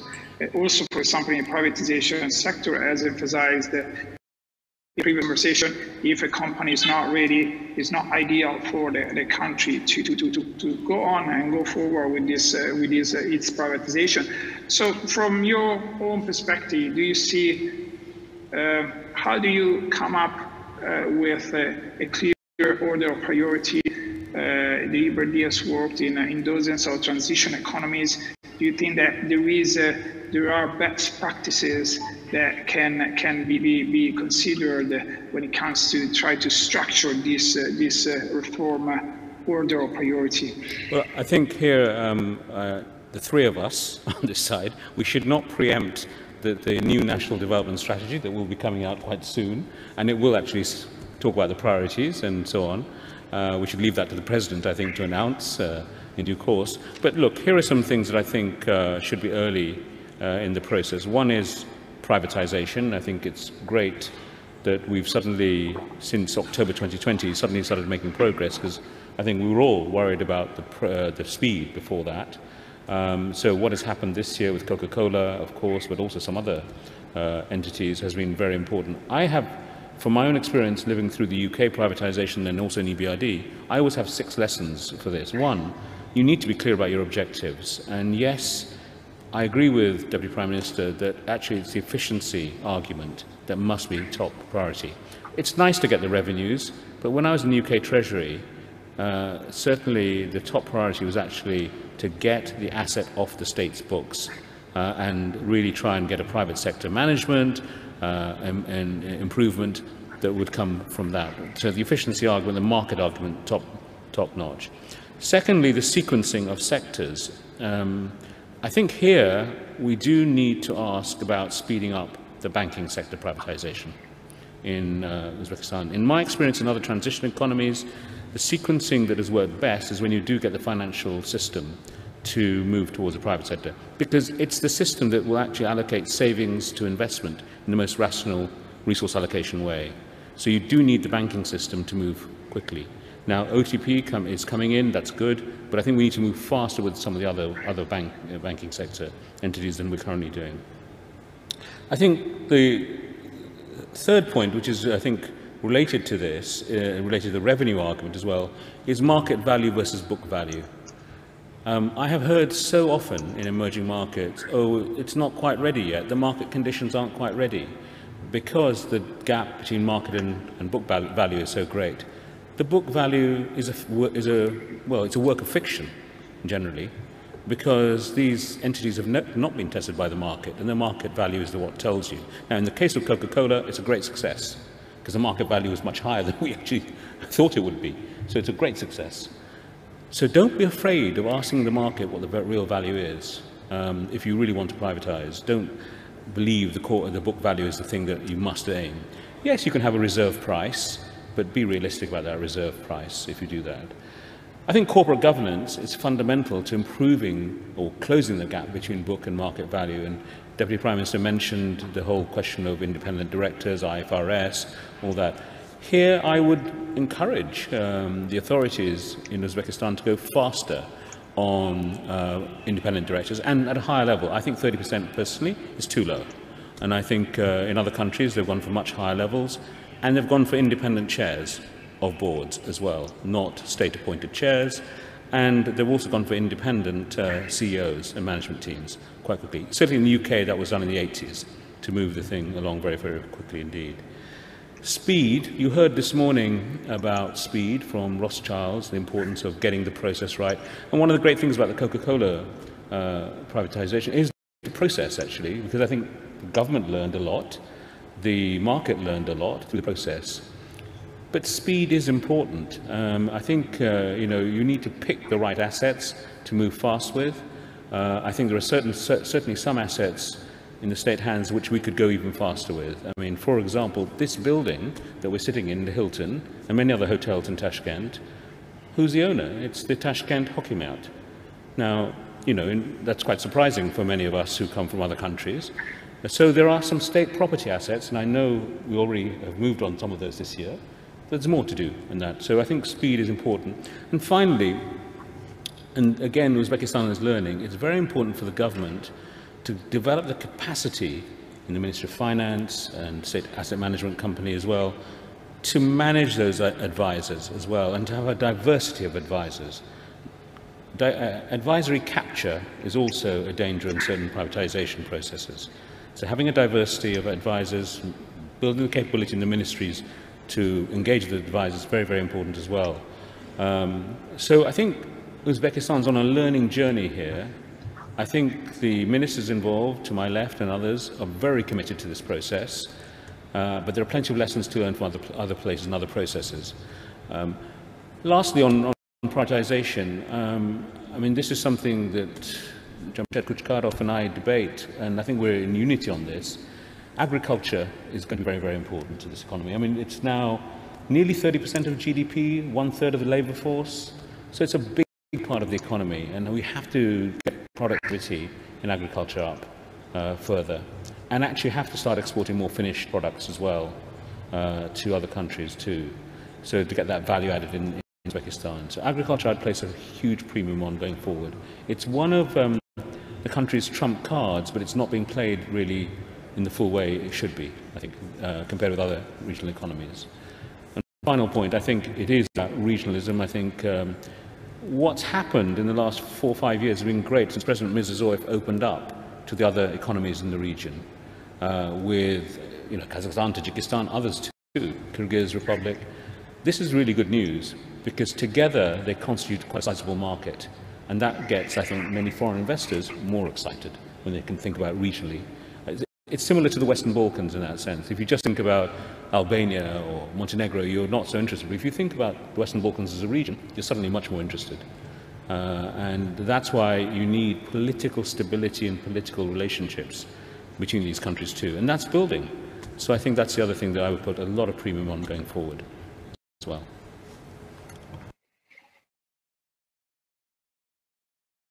Okay, that's fantastic. Thank you. So that's fine. I totally agree with regards, for example, the agriculture sector. The sector is such a big contributor to the national GDP, and definitely there is big room for the country to add value to the cotton value chain, but also to go beyond the cotton, basically monoculture, because of its water intensity and any kind of environmental issues that it can raise. But let me move on to Mr. Bo Anderson. Is another one of those international managers that has been hired and attracted by the government or by state-owned companies to come in and bring his own international experience to the country and to the development specifically of Uzauto, which is the state-owned car manufacturer, and also sits at the heart of an automotive cluster that was really developed from scratch in the past 20 years, and is definitely a success case, even though of a state-driven economy rather than driven by private force, but definitely a success case of developing an industrial cluster from scratch. Mr. Bo Anderson, Uzauto also has a particular experience. It started off as a joint venture between the government of Uzbekistan and Korea and Daewoo. Korea and Daewoo then was replaced by General Motors, which eventually left the joint venture in 2019, and now the company is fully owned by the state. It's a counterintuitive that is part of this privatization narrative. But I understand that the company is again going through a transformation and is being prepared for future privatization, or at least like market to be ready to compete in a free domestic market. So do you want to tell us about your few months? You assumed office in August, if I'm not mistaken. Do you want to tell us about your few months at the helm of Uzauto, and where do you see the biggest room for transformation for the company to be able to compete in a future free domestic market economy? Yes, Jacopo. I would like to try to answer 3 questions. First, how old is this industry? The automotive industry in Uzbek started in 1996, so we are a very young industry. But during this time, we have produced 3.6 million vehicles, and we are a full cycle producer. That means that we are stamping steel, we are welding steel, we are painting bodies, and we do full assembly. I've been in automotive most of my life.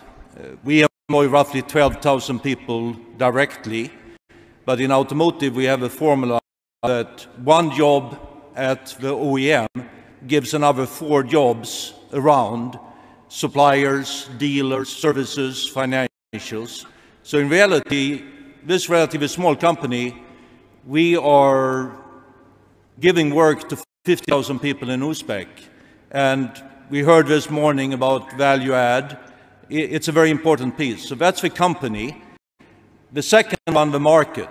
So if we have 35 million people in Uzbekistan today, we only have 2.7 million vehicles, passenger cars. So that's 77 vehicles per 1,000 people. If we look to our neighbors, Kazakhstan has 208, Russia, a little bit larger neighbor, 383, and if you take in Germany, we are around 555. So there is a big demand in the market. And the third question is efficiency. So my boss, Shavkat Umasakov, the chairman, started the transformation together with the vice chairman, Aziz Sukorov, roughly 3.5 years ago. Where are we today? We are in the middle. We dramatically improved production capacity from 120,000 units to 300,000. Yesterday, I'm proud to say that we produced 1,100 vehicles. It's not that many companies that can produce 1,100 vehicles in one day. Secondly, as the Deputy Prime Minister have talked about, transparency. We are running our business on IFRS. We have modern ERM systems, and we are strengthening controls. We have change management, and we have zero tolerance on any type of non-compliance issues. So you can say, why does a guy like me go here? We have a lot to do. I have talked to customers, I've talked to dealers, I've talked to suppliers, and I've talked to the Deputy Prime Minister. I'm not a Superman, but they want me to give better quality of the products, new models, including electrical vehicles, better prices, and better availability. our shareholders want to have better efficiency, better productivity, and the only way to do that is to work with the management team and to create value. We need to create value for the customers, for the dealers, for the suppliers, for our employees and shareholders, and that is what we will do. I served 21 years in GM, and I visited 100 countries, and we had operations in 102. The two countries I didn't visit was South Africa and Uzbekistan because we didn't have any problems. However, I've seen a lot of problems during my first 30 days, and I also heard from the Deputy Minister that he has high expectations on me. I will do whatever it takes, and I'm here to give all the experience I have to our young team. Half of our team members are less than 35 years old. And what I've seen during my first 30 days, we don't have any problem we cannot fix.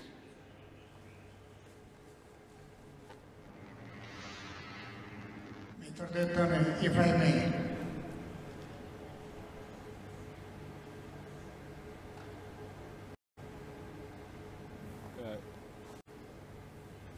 Excuse me.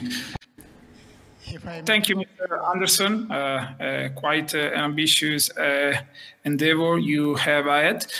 Question, do you expect Uzavto to be looking for any private sector partner anytime soon? It's not my responsibility. I'm here to produce vehicles every day, to bring the quality, to bring them to the market and have a right product portfolio. And I think that's a question for the government. Okay, so thank you also for this question. Maybe we can put on the spot Finance Minister with the question right after Ms. Hela. But yes, let's say we have two more panelists, Ms. Hela Çekroğlu and also Finance Minister Ishmeto. I also want to encourage people in the audience to share your questions. I will try to field to funnel to the panel as many questions as possible. Ms. Hela Çekroğlu, she is the IFC's regional vice president for Central Asia and the Middle East. Obviously, the IFC is the private sector arm of the World Bank. Ms. Hela, Uzbekistan is the first country beyond Africa to join the World Bank scaling solar program. And the IFC has been engineering the development of the country's first utility-scale solar plant developed by UAE Masdar, which came online just a few weeks back in August and is now providing green power to a grid that has been traditionally dominated by state-owned and fossil fuel generation. So how does this push for renewable energy investment can contribute to the development of a functioning energy sector and private sector as a whole?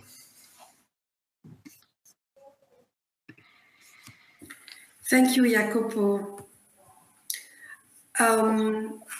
Yes, Uzbekistan has indeed an opportunity to embark on a green, resilient, and inclusive development path. Cutting back on the use of fossil fuels is not only good for the environment, it's also smart economics. And in Uzbekistan, moving to greener energy and also energy efficiency in the built environment and in the industrial environment can create jobs in the fields of energy, transport, industry, real estate. It can breed innovation and kickstart the economic growth. So it is possible to find that balance of transforming to a low carbon economy and at the same time continue to grow and create jobs. It's estimated, according to the United Nations, that going to a greener economy can create and pump 26 trillion globally in the economies of the world by 2030, compared to if you continue on the business as usual approach. And in terms of job creation, depending how we manage it globally in the world, we expect that there will be 65 million jobs created by moving to lower emissions and 42 million of them in the renewable industry alone. So as countries look how to stimulate their economies for a strong recovery from the COVID-19 pandemic, it's a good opportunity to invest in clean energy and energy efficiency across the system. So Uzbekistan, we salute them for embracing this. This capitalizes on their historic opportunity to enhance energy security and competitiveness of the economy. Uzbekistan has committed to or aims to introduce up to 25% of its electricity generation in renewables by 2030, and has adopted in 2019 an ambitious broad reform plan with a three-pronged approach. In the electricity side, they unbundled the integrated system, they reformed the tariff, and they are working on attracting the private sector generation. So there is a good opportunity for countries to be part of this global move towards a net zero, which requires tripling of global energy investments according to the International Energy Agency. And in IFC, of course, accompanying countries and economies to address climate change is a priority. We have developed expertise since 2005 to create bankable and climate-related projects in a host of sectors, from agriculture, which was mentioned today, energy and infrastructure. It's important for adaptation to climate change to think how the agriculture of the future will be. We are working closely with the World Bank colleagues and the international financial institution partners to work on regulatory and policy reforms that enable greener growth. If you look at IFC as a whole, we did 3.3 billion worth of climate projects in the last fiscal year and mobilized an additional 3.5 billion from investors. So there is strong appetite by private sector to support this movement. In Uzbekistan in particular, as you mentioned, we are supporting the development of private sector support to introducing solar energy and other renewables. And we have signed a cooperation agreement with the government to generate investments in the chemical sector, where you can have also a lot of energy efficiency gains. We also, as part of our global endeavors for a resilient world, it's important to adopt sustainable production practices, water and energy efficiency. And I'm happy to say, when I was in Uzbekistan recently, I signed with the Minister of Finance, with Timur, the Uzprom Bank pre-privatization investment. This work that we are doing will help this lender become a commercial bank and ramp up, become a green bank. And as you know, having the financial sector, as Sir Suma mentioned, is the one that invests across the economy. So bringing good practices of climate finance in local banks, making banks systematically look for greener opportunities, whether resilient to climate change or less emissions. So we are looking forward to supporting the government to decarbonize the economy and promote the emergence of green technologies and initiatives that support countries' greater resilience in the face of uncertainty of a changing climate, as well as create jobs and stronger and more diversified economic growth.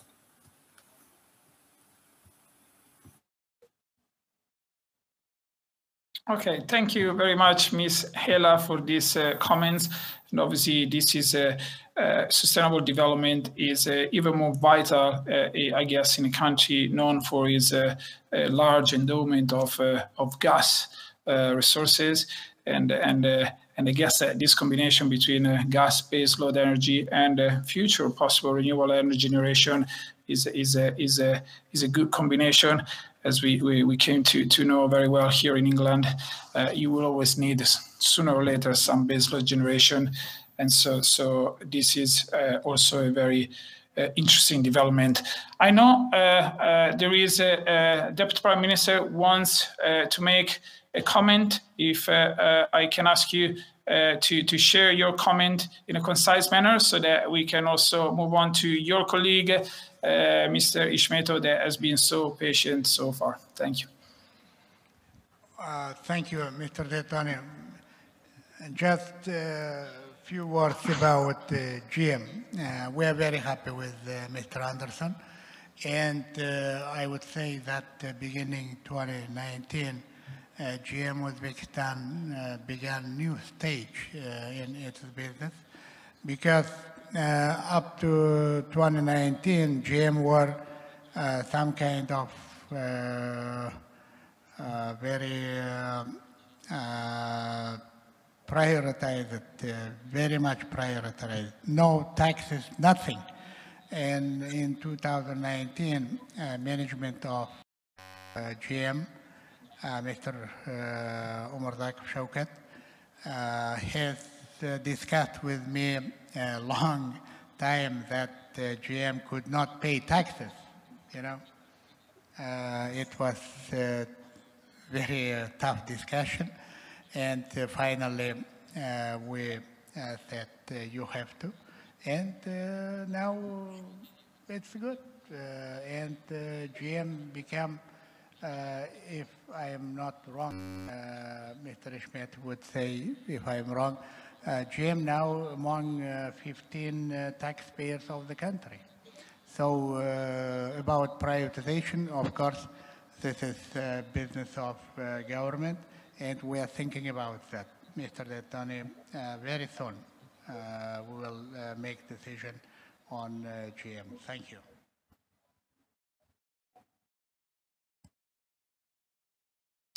Understood, noted. Thank you also for these remarks and clarification on Uzavto and GM. Finance Minister Ishmetov, you have a chance to wrap up this first round of introduction of interventions. First of all, I would like to ask you, from your own perspective, what is the role of a privatization program from a budget, finance ministry perspective? Thank you very much. Well, of course, privatization is the source of the revenue, but in the case of the Minister of Finance, the role of privatization is bigger than the source of the revenue. This is one of the best way of minimizing the potential fiscal risk from the state-owned enterprises. If you ask what kind of risks we have, and we have a very good experience, we have lots of SOEs in any type of the sector of economy. So we may have risk of receiving less than projected taxes or royalties or dividends from SOEs. So it's a shortfall of the revenues. Another risk is the extended burden on the budget. So we have some types of SOEs who receive some subsidies because they're operating at the specific cost. We may have expenses in terms of larger loans or guarantees on their debts.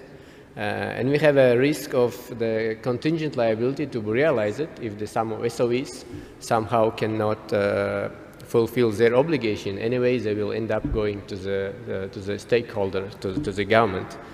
And the third risk is the overall poor performance of the SOEs in the infrastructure sector can actually put a negative effect on the growth, right? If we do not have enough electricity, if we do not have proper roads, so if infrastructure does not play their role, they can actually have a very negative impact on the growth. That's why privatization is very important, not only as a one-time revenue, but for the many years to come, for the future, and it will help us to kind of have additional fiscal room for the government to be concentrated on their core functions, right? Like human capital development, like infrastructure, like security, etc. Thank you very much.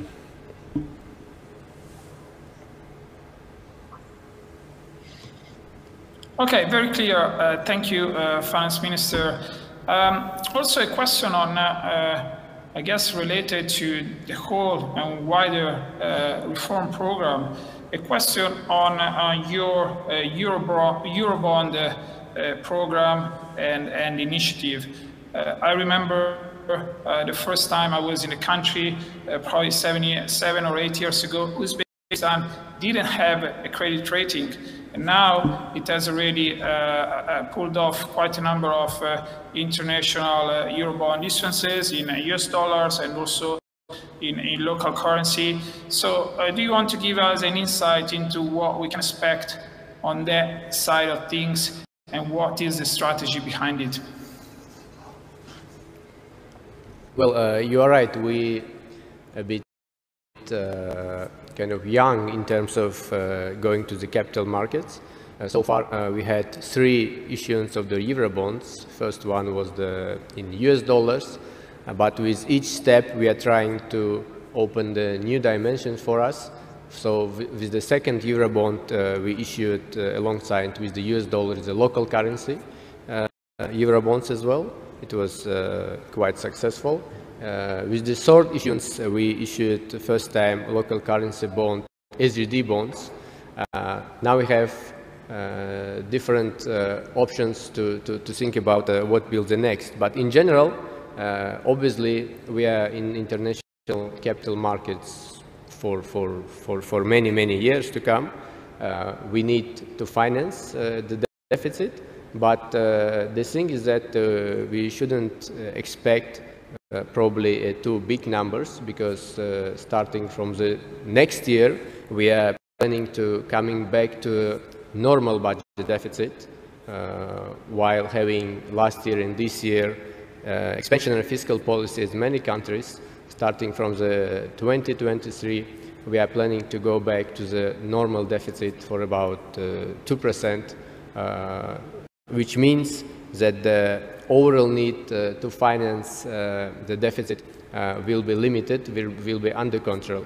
And we already have started to build up the debt management system. So if last year we, on the legal level, on the legislation level, put the ceiling of the external debt and telling to investors, to all communities, that in the long run we always will keep our state debt at the level of 60% of the GDP.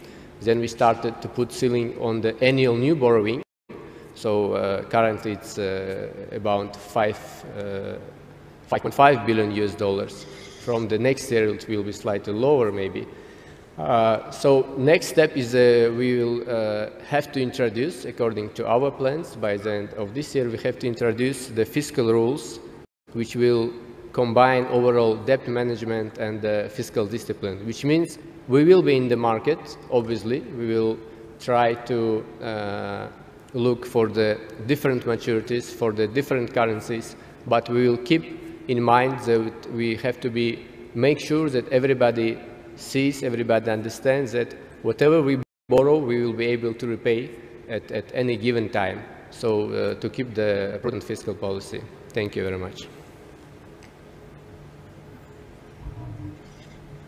Thank you, Minister Ishmeto, and I believe these are particularly low numbers in the emerging, when it comes to fiscal deficit and public debt, when it comes to the emerging markets universe and also the developed markets universe, in particular following the COVID-19 crisis, which to some extent is testament to the fiscal discipline of the traditional fiscal discipline of the Uzbek government throughout the years.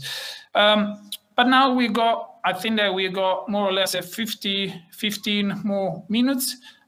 We have questions coming through from the audience. So let me address some of and redirect some of these questions to our panelists. I think that the first one is definitely for our guests from the Uzbek government. Are there any plans to attract foreign investors to the agriculture sector? My understanding is that any land in Uzbekistan, any agricultural land, has to be state-owned. Is there any perspective to change this state of things, and any plan to attract foreign investment into this particular sector? Either Mr. Ishmetov or Mr. Kuchkarov.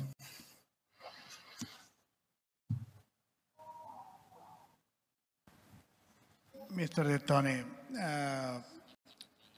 agricultural sector reform is a crucial point for Uzbekistan economic growth, inclusive economic growth, and poverty reduction. From this point, I would say that we are interested to attract FDI, foreign investors, to that sector.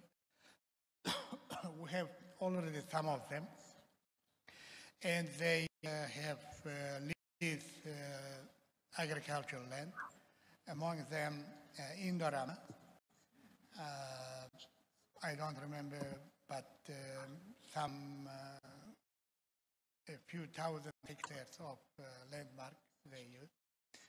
Next is Silver Leaf from United States, if I'm not wrong.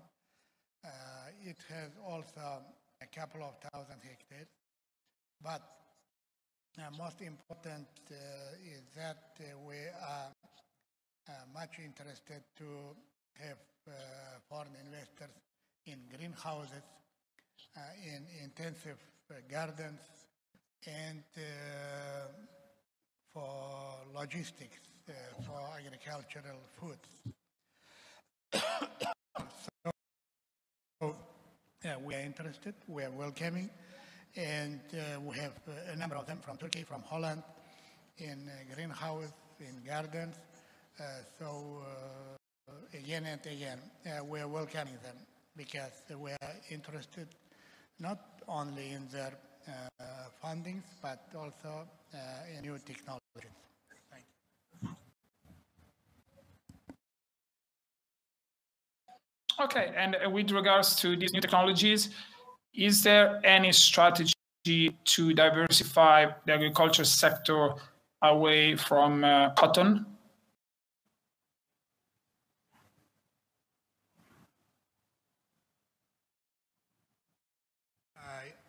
Yes, we have a strategy of reforming agricultural sector, which were prepared with World Bank, and in one of the priorities of the strategy is the liberalization of cotton and grain sector. For example, cotton prices already world prices. Grain prices for this year kept not regulated price due to pandemic, but now we are working with Minister of Agriculture to solve this issue by harvest of 2022.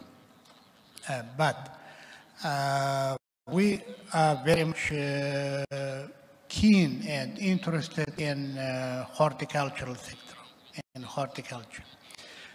We have 500 million World Bank loan on the transformation of agricultural sector, and the mainstream of this project is the development of horticulture.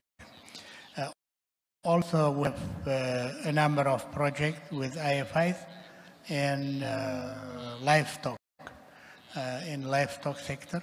So these two sectors, Mr. Detone, we consider very important because for private sector, development, horticulture defined as one of the leading sector. Couple of years ago, IFC prepared a paper, research paper, where horticulture were #1 priority for private sector itself, and of course for agricultural sector. And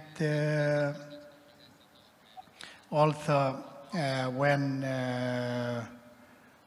we are talking about horticulture and livestock, we are looking for food, how to say, food security. Maybe food security is maybe too wide, but let's say inflation. Inflation, for example, for food is almost 14% by September in annual base. But non-food is less than 8%. Service is less than 9%. So food is very important.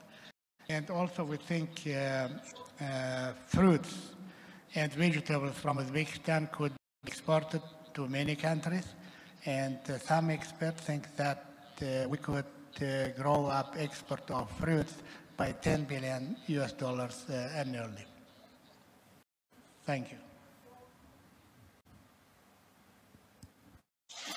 Okay, thank you, Deputy Prime Minister. I have another question, mostly for Sir Suma and Ms. Hela. The country of Uzbekistan has got a questionable track record across a number of ESG criteria and dimensions. We have already talked about governance. Obviously, sustainability is a new development, but has not been there for sustainability. This sensitivity to sustainable development is quite new in the country, and there have been also well-known social issues and human rights issues in the past. So, also considering the rise of ESG finance and this mounting wave of capital, pools of capital that are becoming more and more sensitive to across this spectrum of ESG dimensions and criteria. How necessary, I would say, is for Uzbekistan to continue improving its ESG profile to attract some of these pools of capital from abroad? Maybe Ms. Sorsuma, and then we go with Ms. Hila. Thank you very much, Jacob. I can be very brief on this. It's absolutely vital that Uzbekistan focuses on ESG criteria. I mean, it's absolutely true that many of the strategic investors now in the West, from Europe, North America, their shareholders are totally focused on this. And they will not be allowed to invest in markets where ESG standards are not improving or where human rights are not improving, because those issues attach to the reputation of those companies. So, and that will then drive markets, and I mean, this is other emerging markets too. It will drive emerging markets to a much narrower base of potential sources of foreign investment, sources which don't care that much about these sort of issues. And that's not good. I think for any country, emerging market, any emerging market, it's good to have a very wide portfolio around the world. But increasingly, European, North American, and I'd say even East Asian investors are looking at ESG, human rights issues. A further thing that I think Uzbekistan and others in this region will have to factor in. I was sitting on the Monti Commission very recently in the WHO post-pandemic work, and it's increasingly evident that rating agencies, which were very slow to think about climate issues and how countries were tackling them before, but now factor them in when they start thinking about rating, they're going to start factoring in health as well, pandemic response preparedness in each country. So don't be surprised if Uzbekistan is also looked at by the rating agencies in the next 5 years.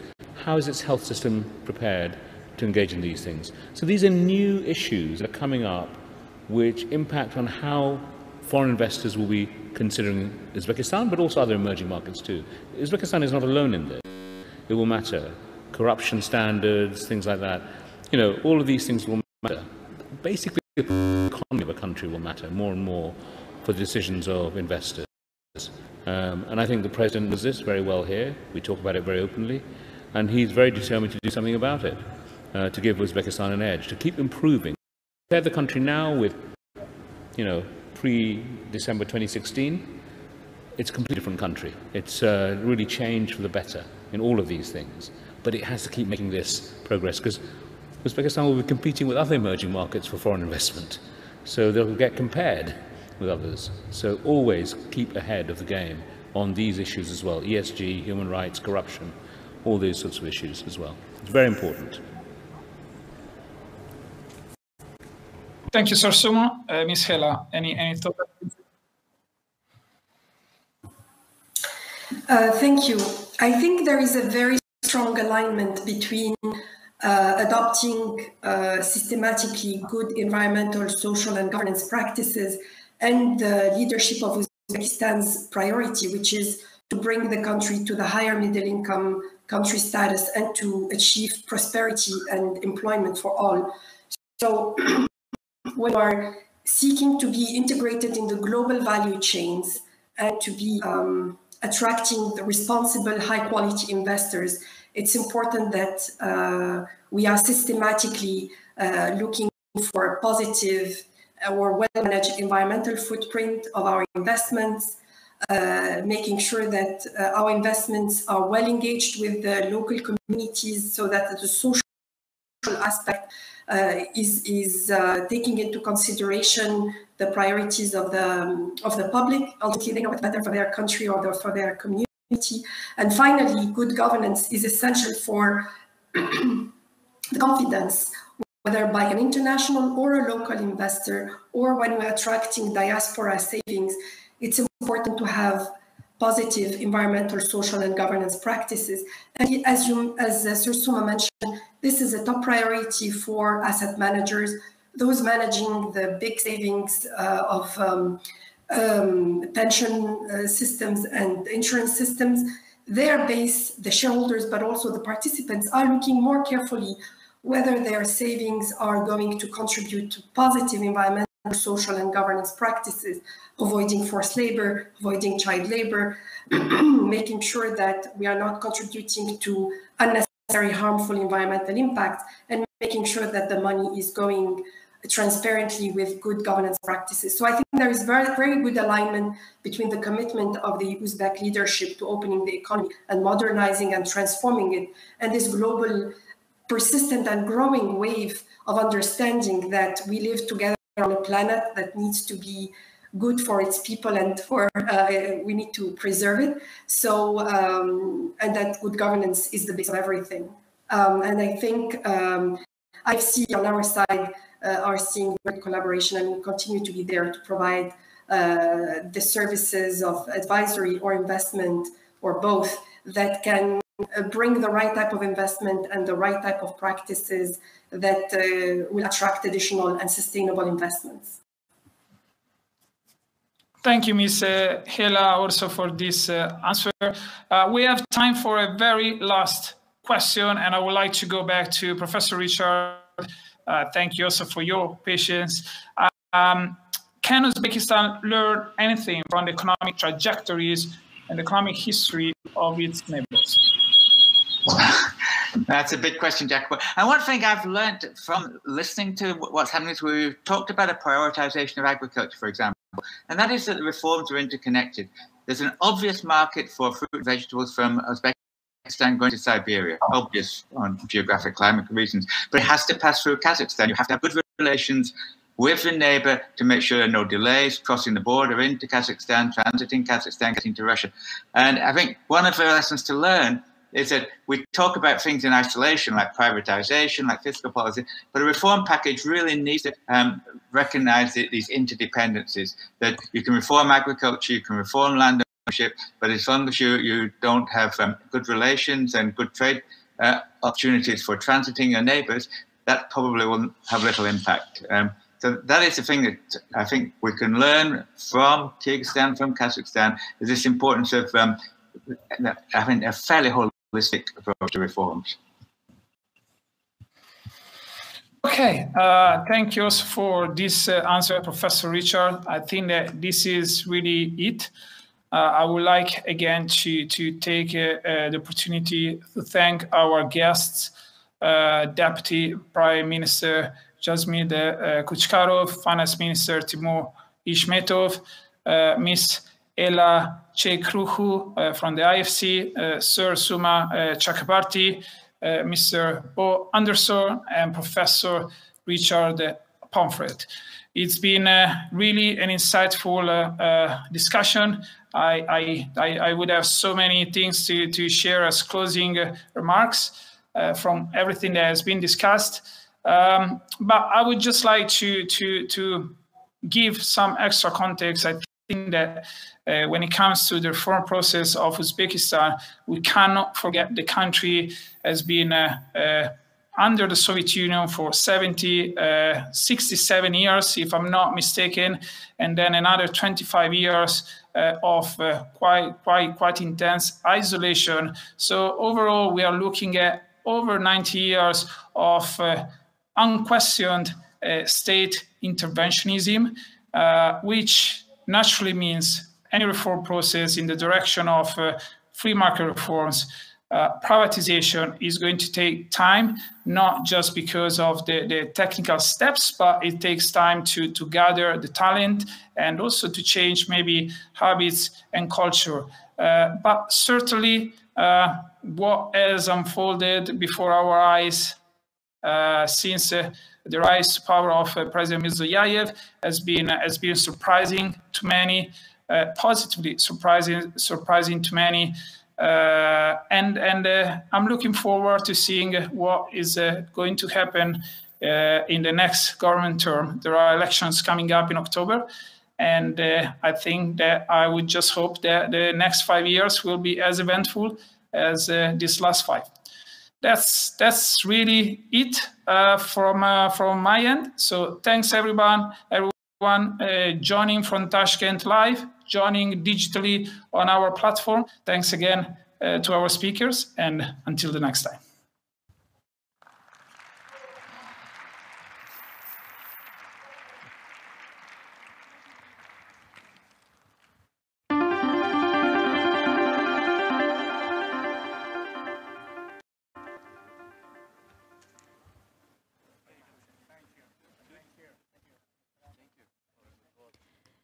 Xonimlar va janoblar, aziz mehmonlar, yana sanoqli daqiqalardan so'ng imzolash marosimi boshlanadi. Undan avval esa biz 5 daqiqalik tanaffus e'lon qilamiz. Ladies and gentlemen, distinguished guests, now there will be a 5-minute break before we start the signing ceremony. Do you know, Jordan, whether... Oh, it's still... It's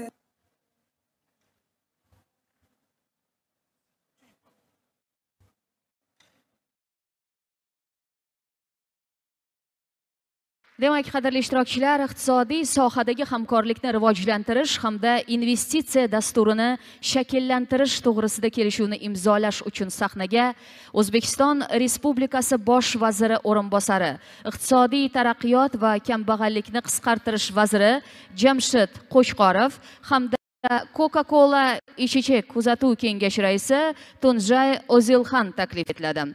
Ladies and gentlemen, to sign the agreement on the development of economic cooperation and formation of investment program, we would like to invite on stage His Excellency Jamshid Qo'chqorov, the Deputy Prime Minister of the Republic of Uzbekistan, Minister of Economic Development and Poverty Reduction, and His Excellency Tunjay Ozilxan, Chairman of the Supervisory Board, Coca-Cola ichimlik. Shuningdek, Davlat aktivlarini boshqarish agentligi va Coca-Cola ichimlik bilan davlat aksiyalarini topshirish aktini imzolash uchun sahnaga Coca-Cola ichimlik boshqaruv raisi Burak Basharir hamda davlat aktivlarini boshqarish agentligi direktori Akmalxon Ortiqov taklif etiladi. To proceed to the signing of the State Shares Transfer Act between the State Asset Management Agency and Coca-Cola ichimlik, we would like to invite on stage Coca-Cola ichimlik, the board chairman, and Burak Basharir, and head of the State Asset Management Agency of the Republic of Uzbekistan, Akmalxon Ortiqov. Shuningdek, ushbu bitimda ishtirok etgan konsultantlarni ham sahnaga taklif etamiz. We also would like to invite on stage consultants involved in this transaction on the stage.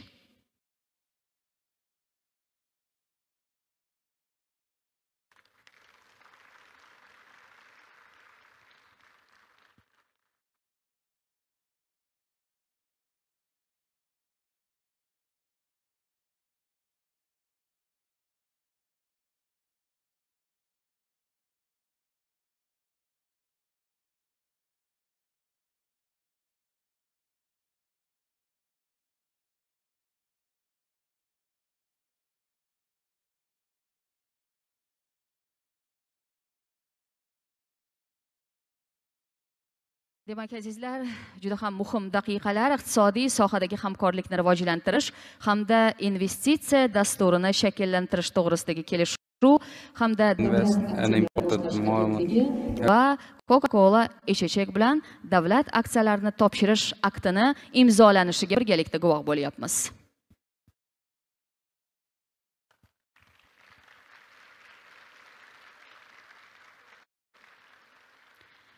Ladies and gentlemen, the agreement on the development of economic cooperation and formation of investment program has been signed. And also the signing of the State Shares Transfer Act.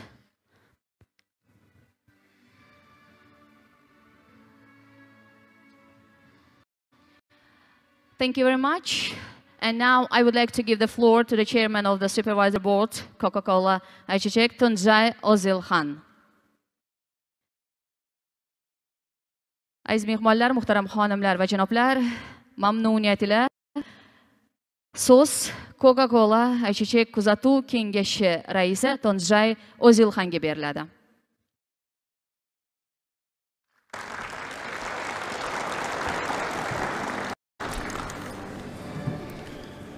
His Excellency Jamshid Pushkarov, His Excellency Timur Ismetov, Mr. Omonulo Nasreddin Hojayev, and distinguished guests, ladies and gentlemen. It is indeed a great honor for me to be here with you at this historical occasion of the signing ceremony to mark the landmark privatization of LCC Coca-Cola Bottlers Uzbekistan. We are proud to take a new step that will enrich and deepen the relations between Uzbekistan and Turkey, two sibling countries with strong historical and cultural ties. Under the invaluable leadership of the State Asset Management Agency of the Republic of Uzbekistan, the privatization process of Coca-Cola Bottlers Uzbekistan has been completed successfully and will be recognized as an outstanding example. I would like to share our deepest gratitude to His Excellency Prime Minister Abdullah Aripov and Deputy Prime Minister Jamshid Pushkarov, all the Uzbek authorities and those who contributed for the harmonious and productive cooperation during this process. Our decision of investing in Uzbekistan roots in our confidence to potential of this country. With the country's solid economic growth momentum, as well as its young and growing population, we believe that new Uzbekistan has a very bright future. Anadolu Group has a strong history of investment in Central Asia. We always believed in the region potential. The results of each of our investment decisions always prove the rationality of our confidence. As Anadolu Group, we wish to continue our investment to create employment for the Uzbek people and add value to the country's economy. Coca-Cola İçecek, CCI, is one of the key bottlers in the Coca-Cola system. It offers a wide range of beverage to a consumer base of 400 million people and operates 26 state-of-the-art plants with 8,500 employees in 10 countries, including Turkey, Middle East, Central Asia, and Pakistan. Building up a strong industrial presence in the region, CCI employs 1,600 people in 6 factories in the Caucasus and Central Asia. However, until today, we were not whole. Uzbekistan has long been the missing jewel in the crown in Central Asia for CCI. Therefore, today is a historic moment for us to expand our footprint and strengthen our position in the region. We aim to support the growth of the soft drink industry in Uzbekistan market and create value for both the country's economy and CCI.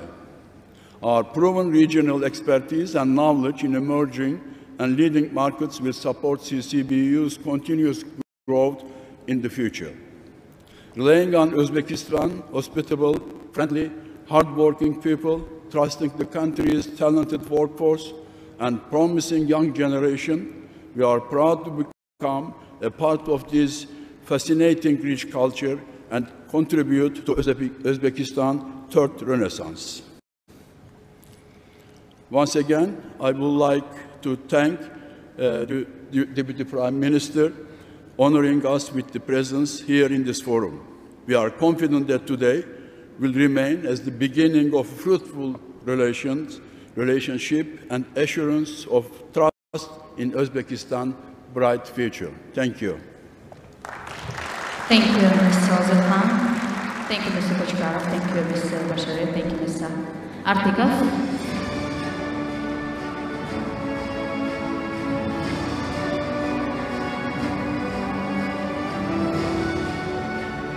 We would like to congratulate you all on the signing of these important documents. Thank you very much.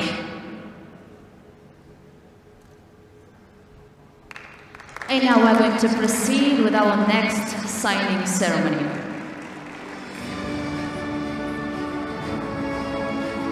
Demak, aziz mehmonlar, biz navbatdagi hujjatlarni imzolash marosimiga o'tamiz, lekin undan avval esa yana bir marotaba diqqat e'tiboringizni ekranlarga qaratish niyatidamiz. Ladies and gentlemen, distinguished guests, now we are going to proceed with the next signing ceremony, and once again I would like to draw your attention to the screen. This is an historic moment. Never has humanity's future been so closely entwined with environmental concerns. Our climate is changing. Natural resources are running out. Biodiversity is collapsing. Our house is on fire. We all know it. Everyone is talking about it. Now we must act. Practical, high-impact solutions already exist. Now more than ever, we need industrial players to accelerate their deployment. But other problems remain to be solved. We must do all we can to invent the solutions of tomorrow. To reconcile the environment and human development, we must make decisive, difficult and structuring choices. That is why Veolia aspires to a larger, higher, more challenging ambition: ecological transformation. Ecological transformation means genuinely adapting our patterns of production and consumption. It means placing ecology at the heart of every process, every assessment, every decision. It means developing radical, meaningful solutions to meet humanity's existential challenges. Decarbonizing industry to combat climate warming, promoting the circular economy to combat resource depletion, decontaminating the air, water and soil. None of this would be possible without the coordinated action of all our stakeholders. We are committed to delivering a multifaceted performance and convinced that economic, social and environmental concerns must form an indivisible whole. Decontaminating, sanitizing, purifying, recycling, recovering, conserving and facilitating access to resources, Veolia has always worked to create solutions capable of building a better, more sustainable future for all. Today, we want to become the benchmark company for ecological transformation. Our ambition is huge, but so is our determination. Ecological transformation, that is our purpose.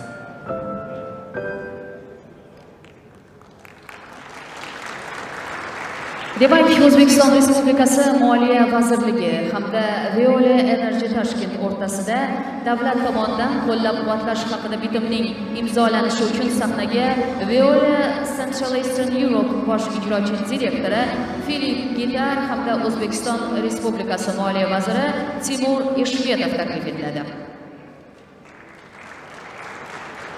To sign the government support agreement between the Ministry of Finance of the Republic of Uzbekistan and Veolia Energy Tashkent, we would like to invite on stage Filip Gitar, Chief Executive Officer of Veolia Central Eastern Europe, and Minister of Finance of the Republic of Uzbekistan, Timur Ishmetov.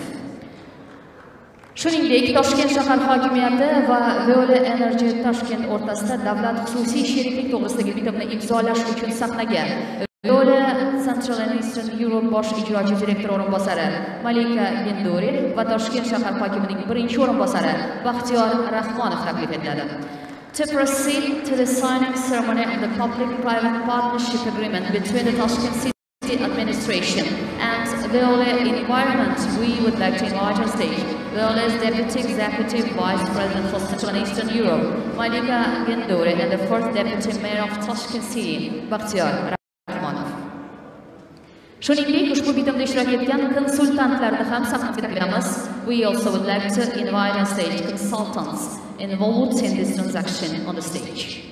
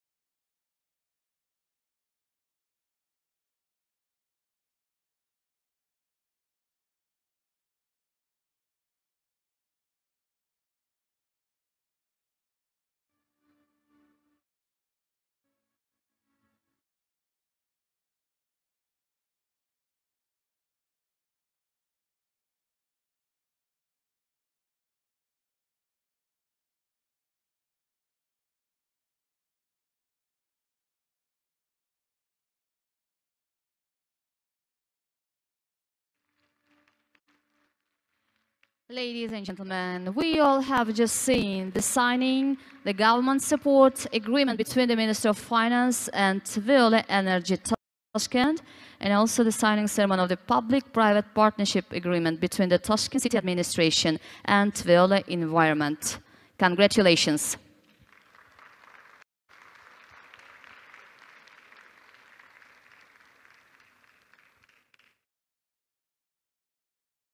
And now the floor is given to Mr. Philip Guitar, Chief Executive Officer of Veolia Central Eastern Europe.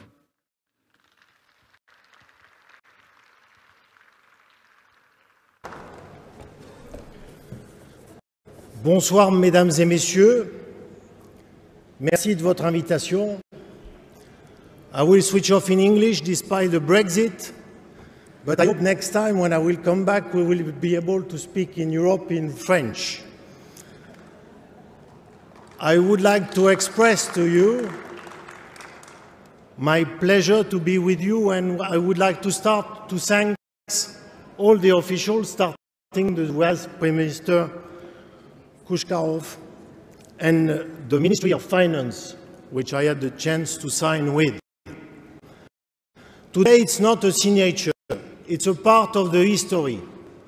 Some people in Uzbekistan had the courage, the proudness to sign the first private partnership.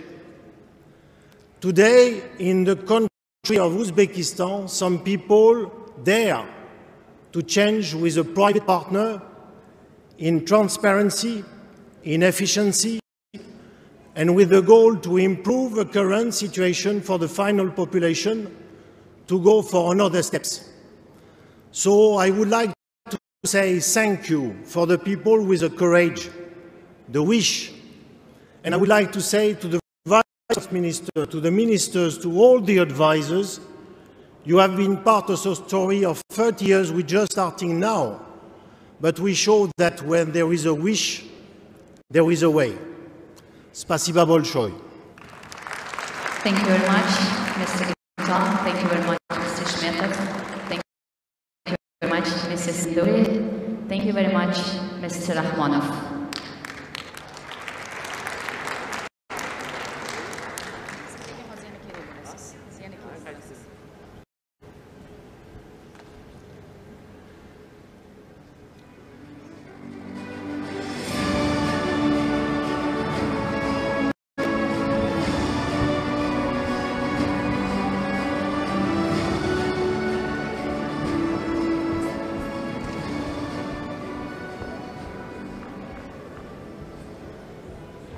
Aziz mehmonlar, muhtaram xonimlar va janoblar, bizda yana bir imzolash marosimi qoldi. Demak, uni ham hozir guvohligingizda o'tkazib olamiz. Ladies and gentlemen, now we have the last signing ceremony for today. But before, once again, I would like to draw your attention to the screen. Aziz mehmonlar, demak, navbatdagi imzolash marosimiga o'tishdan avval yana bir marotaba barchani diqqat e'tiborini ekranga qaratamiz. Our passion inspires our work.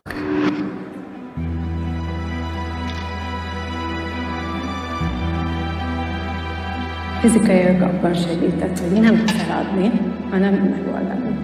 Переплет книг — это та же проектная работа. Понимать саму идею. Ты должен нарисовать план. Коли ти в горах один, це велика проблема, тому що на роботі ми також одна команда.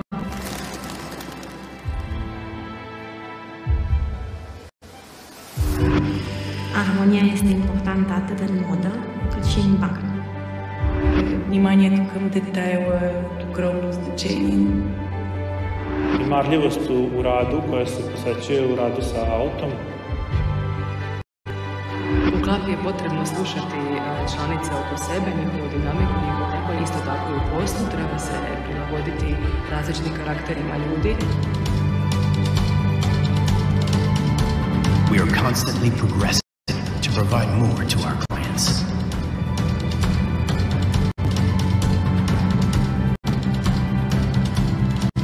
This is who we are. We are together, the power of OTP Group.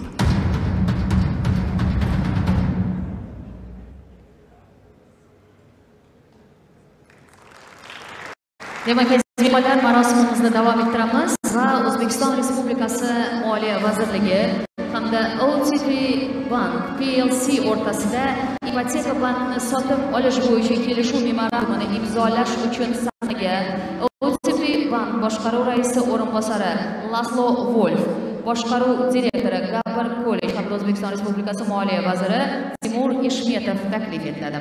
Ladies and gentlemen, in order to sign the memorandum of agreement on the acquisition of Ipoteka Bank between OTP Bank PLC and the Minister of Finance of the Republic of Uzbekistan, we would like to invite on stage the chairman of the OTP Bank, Laslo Wolf, managing director Gabbar Kollej, and the Minister of Finance of the Republic of Uzbekistan, Timur Ishmetov.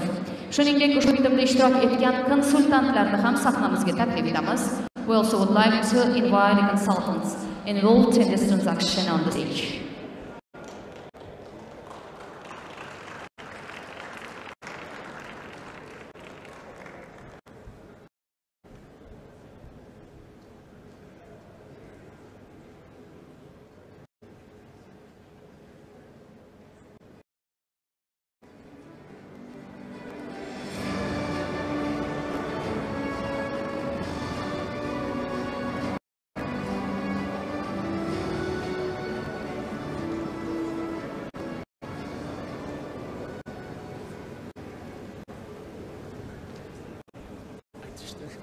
Ayıptan ne geçmeliyiz konsultan?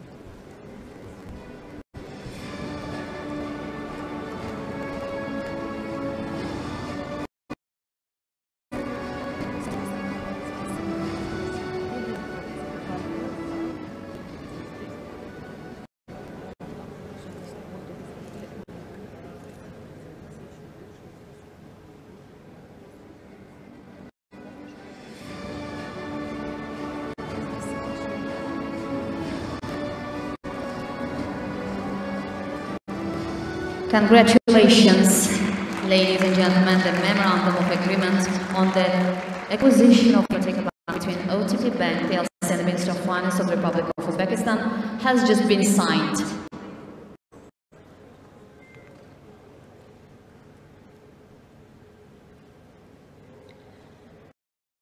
And now the floor is given to the chairman of the OTP Bank, Mr. Laslo.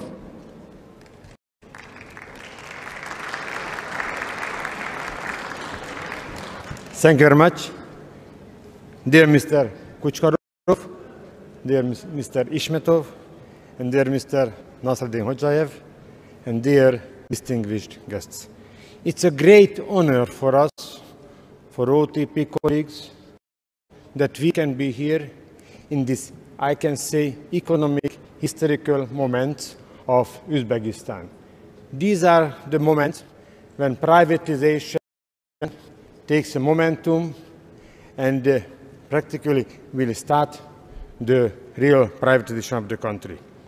We hope to sign the final SPA soon, because we look forward to be here and work with Uzbek clients as soon as possible.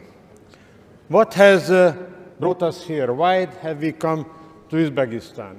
OTP is present in 11 countries presently, only in East Europe.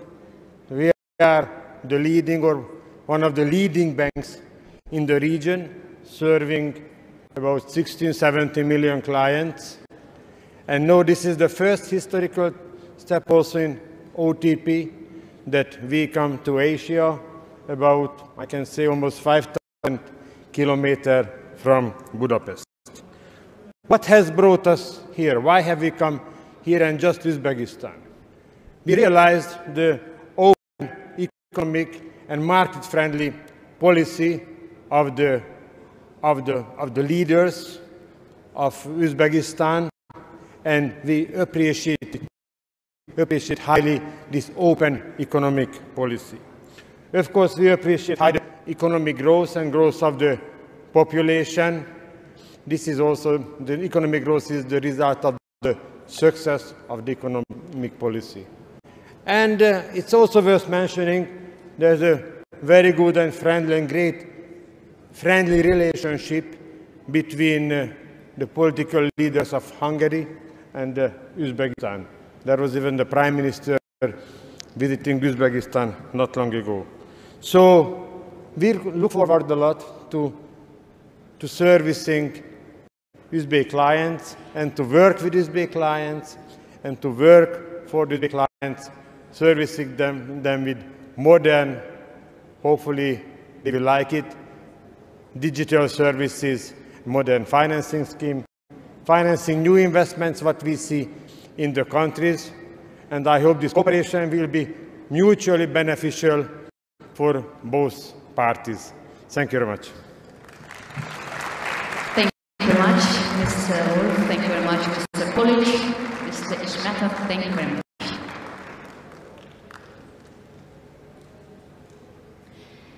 Ladies and gentlemen, distinguished guests, the first day program of the Uzbekistan International Economic Forum has come to its end. We would like to thank you for your active participation, and we will wait for you tomorrow. There will be more interesting discussions and more important signing ceremonies, and we hope that the first International Economic Forum, which is being held on the motto New Uzbekistan, New Opportunities, will serve for the further economic development of our country. Thank you very much for your attention, and see you tomorrow.